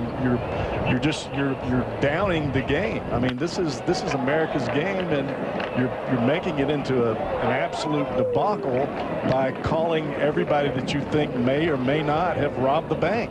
Well, I like the fact that at first, John, that Bud Selig said he wasn't sure if he would go, and then realized that I think everybody wants to hear from the commissioner of baseball, wants to hear what baseball is doing to address the problem, and letting people know that there has been a concerted effort by both the Players Association and the commissioner's office. That's a miracle in itself. To try to put an end to this. Look, it was, when they first started testing, 11% in the minor leagues. Now it's down below 2%. In the major leagues, it was 7% that were tested positive. Now that's down below 2%. So there are strides being made, but it's a problem, and one that you can't turn a blind eye to. You have to address it. I think the thing that's a little bit concerning is the idea that Congress started to put pressure on the game They reopened the collective bargaining agreement, changed the drug testing policy, and since then, the only major news item that has happened is Canseco wrote a book, and you can't help but wonder if that had influence or how much influence it had on the fact that they decided to do this, and that's kind of scary. If a congressional hearing is put into place because of a book, then shouldn't we start investigating New Orleans of all John Grisham's book? That's kind of, I mean, that doesn't make any sense at all. We'll see what comes up from it, but I think a stated goal, that's what everybody's kind of wondering about. Even if you get guys to admit that they took the steroids, what happens then? As Lopez bobbles the ground ball, and everybody's going to be safe. I mean, did people really put a whole lot of stock in Jose Canseco's words when he was actually even playing the game? And now that he's been out all these years, I mean, why are we putting stock in what he says? Well, there's a list of the players who were actually subpoenaed. Now, from what we've heard, a couple of the players who have engaged individual lawyers have gone and asked Congress to lift the subpoena so that they wouldn't have to go. And of course, then they talked about limited immunity and a number of other things. It can get very complicated if you really start delving into it. But I guess the one thing that those of us who are not involved with the hearings directly would like to know is what exactly do they feel they want to accomplish out of this? I know what Bud wants to accomplish. Yeah. As a spokesman for the game, he wants to just tell everybody that there has been progress made and there is a program in place that's not the end, but just the beginning of what will eventually become a whole lot stronger testing program. Right, but you've got Curt Schilling on that list. I can tell you right now, if you look at Curt Schilling, I mean, come on, you think he's been pumping up steroids? There's no way. Come on now. I mean, he might have pitched with a bloody ankle, but I mean, it wasn't because he was taking steroids. I can tell you that. No, my fitness video is not going to be coming out anytime soon. I'm not going to make any comment. This guy pitches on guts and glory, not on that other stuff. I'm not sure what they're trying to accomplish. Maybe they're just trying to make a statement that they are aware that there has been some abuse in baseball. Maybe that's the process that they're going through. But I think it's a great move by Selig to go in and say the things that he needs to say. At least it makes everyone know in Congress and in America that there is concern in baseball, and we're trying to do something about it. I think that most of the people out there recognize that some players have taken steroids, so to get somebody to admit, or multiple players to admit that they actually taken them, okay, but then what? What exactly have you accomplished? And down the line, you're trying to send a message to the youth of America, you know, public service announcement, something like that, as opposed to subpoenas and getting guys. We don't want this to turn into a witch hunt, and in my mind, this is almost where we're heading real quick. Raul Casanova took a foul ball, got him right on the hand, and he's going to come out of the game. Well, as a catcher, you try to keep that hand either behind you or very loose, so that if it does get hit by a ball, you don't flinch and make a fist, and then you end up breaking a bone or tearing a ligament in your hand. But that looked like that ball hit him square on the fingers. David Matranga with the foul ball. We're going to take a break as they put a new catcher in this one here in Tucson. New Dentine Ice Vanilla Chill. A kick of icy flavor that's surprisingly smooth. New Dentine Ice Vanilla Chill. New flavor charged Dentine Ice gives you a shot of icy cold breath. Give me a piece of that. Share it with somebody special. New flavor charged Dentine Ice. Go bold. Dude, that's cold. You any good? So somebody told me that you play basketball.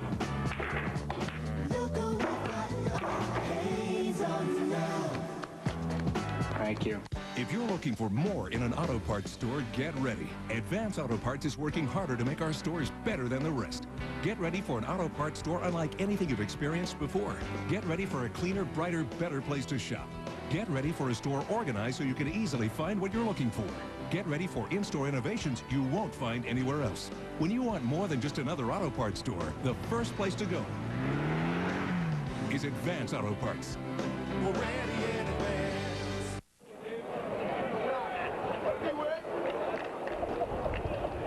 first pitch from Vizcaíno with his new catcher in there. It's Chris Widger, and they count 1-1. So Widger takes over for Casanova. Ben Davis started this one. Their starter's going to be Pierzynski. Widger is right now in a battle with Davis and Casanova for the backup spot. Yeah, well, Mike Scioscia says he believes they can carry 3 catchers. I think the White Sox will probably carry 2. And so this becomes, for Chris Widger, who's a veteran, along with Ben Davis, it becomes every time you get in the game, about this time of spring, becomes something where you want to show people that you can still do it. And he blocked a pretty tough pitch and made sure nobody scored on the last pitch. Here's a 1-2 outside. Well, I mean, with this ball club, I would think that your second catcher you would lean more towards a defensive catcher than you would an offensive guy, simply because this club has so much offense anyway. Whether it's Casanova or Ben Davis, both of those guys can swing the bat.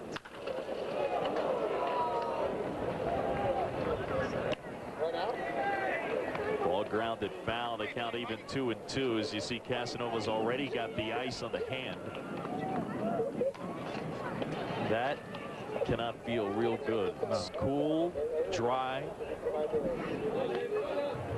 And a 90-mile-an-hour sinker off of your pinky finger. 2-2. Just outside. See, that's the pitch right there, Steve, that you were talking about earlier, that gets Vizcaíno in trouble when his slider gets flat, and that was about as flat as it gets at this point. That's when he gets himself into trouble. Plus, you miss with it and go to 3-2, and now there's no margin for error. You got him. So base is loaded with 1 out now. And folks, support the V Foundation for Cancer Research by showing your spirit on March 17th and 18th. Simply wear your favorite team's apparel to work. For more info, log on to jimmyv.org. Can we do that? Absolutely. Howard Kendrick getting a chance to hit here. Base is loaded and 1 down. He takes a strike. He's thrown 3 sliders in a row now after I said that. Yeah, well, that one hung over the inside corner. In fact, that started at him and broke over the inside that corner. Widger wanted it away, and he got it in, and he got a strike call. Got lucky. The 0-1. Cut on and missed. Another slider. Well, that's his game. I mean, he throws fastballs, and he used to throw a lot harder. He still throws hard enough. But the slider is his pitch. And if he can keep his fingers on top of the ball and get it to move down at all, it gets close to unhittable. And it was. Got him pretty easily right there. Slider, slider, slider. 2 down. And be sure to switch over to ESPN News right after the game today for our ESPN News Post Game Extra. As well, stay tuned here on ESPN2. Following baseball, it's tennis from Indian Wells, California, the 2005 Pacific Life Open.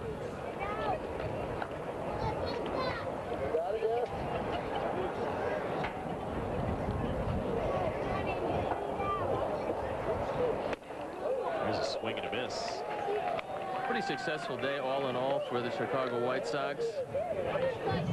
They showed that they can pitch. They showed that they can win without hitting the ball out of the ballpark. And Brandon McCarthy showed that he might be ready for prime time. Very, very impressive. 21 years old, throwing 3 pitches for strikes, and showing a tremendous amount of confidence and really kept his attitude together even when things started to break down out there. He still looked like in the 5th inning as he did in the 1st inning when things weren't going that well for him at the end of the ball game. He still kept it together and got him out of the inning. Ball lifted in the air, center field. Anderson coming in some more, and it's going to drop in front of him. 2 runs in to score. Kochman will stop at 3rd as the wind just kept knocking it down. Anderson fighting the sun. A 2-run bloop single, and the Angels still have life. It's 8-5. Well, this actually works out fairly well because I was a little concerned this one would end before we had a chance to make the closing comments. But this shows you how tough it is with the wind in the sky here in Arizona. Not a cloud in the sky.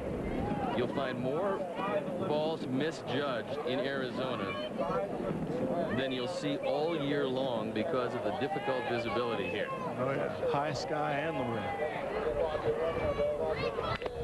I noticed the shortstop there was pointing up to the center fielder where the ball was actually at, and the ball landed not even 5 feet from where the shortstop was pointing up into the air.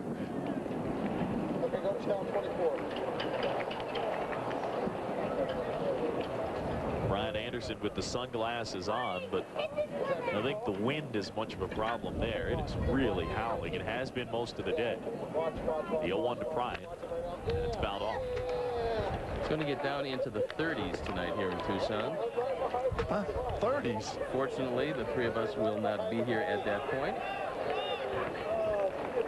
But John and I are going to be coming back here in just about a week. Yep. Right back here. So it's 85 in Florida and it's 30 in Tucson. Come on. Go figure. How the hell do you But it's a dry 30. It's a dry 30, yeah. Popped him up left side, giving it a Wind's going to keep it in. Widger looking up into the sun. He had trouble finding it.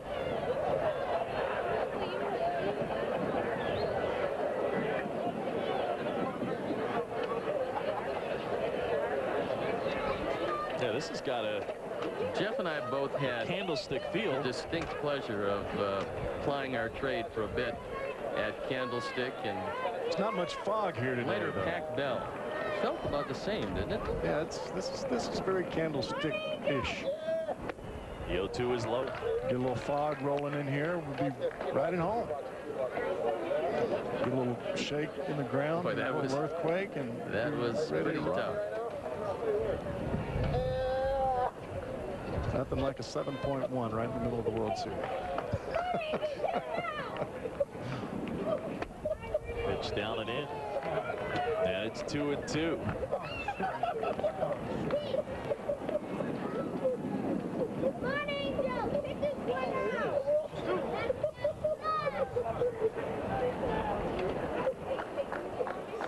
Runners at the corners with 2 down as the White Sox lead at 8-5. And a pitch. And it gets past Widger, can't find it, and the runner will advance to second, but Kochman will hang on at third. I thought that ball hit Pride in the foot there, the way he moved back. Actually, Widger did a pretty nice job of saving a run. He allowed a base. That's a tough ball to handle. No kidding. Breaking ball down and in, and now it's filled up. He's really enjoyed coming into the game in the ninth inning. Sure. After the other catcher, Casanova, had the ball fouled off his hand. Widger's sitting around thinking, well, you know, right as he gets the mayonnaise on his sandwich and he's got to come into the ball game. Skip, I'm fixing a sandwich here. Here's a 3-2. Got him. Vizcaíno strikes out Pride, and that's that. Well, guys, it was fun today. White Sox look pretty good. So Chicago comes up with a win. Our final score, White Sox 8, Angels 5. Stay tuned. Pacific Life Tennis next on ESPN2.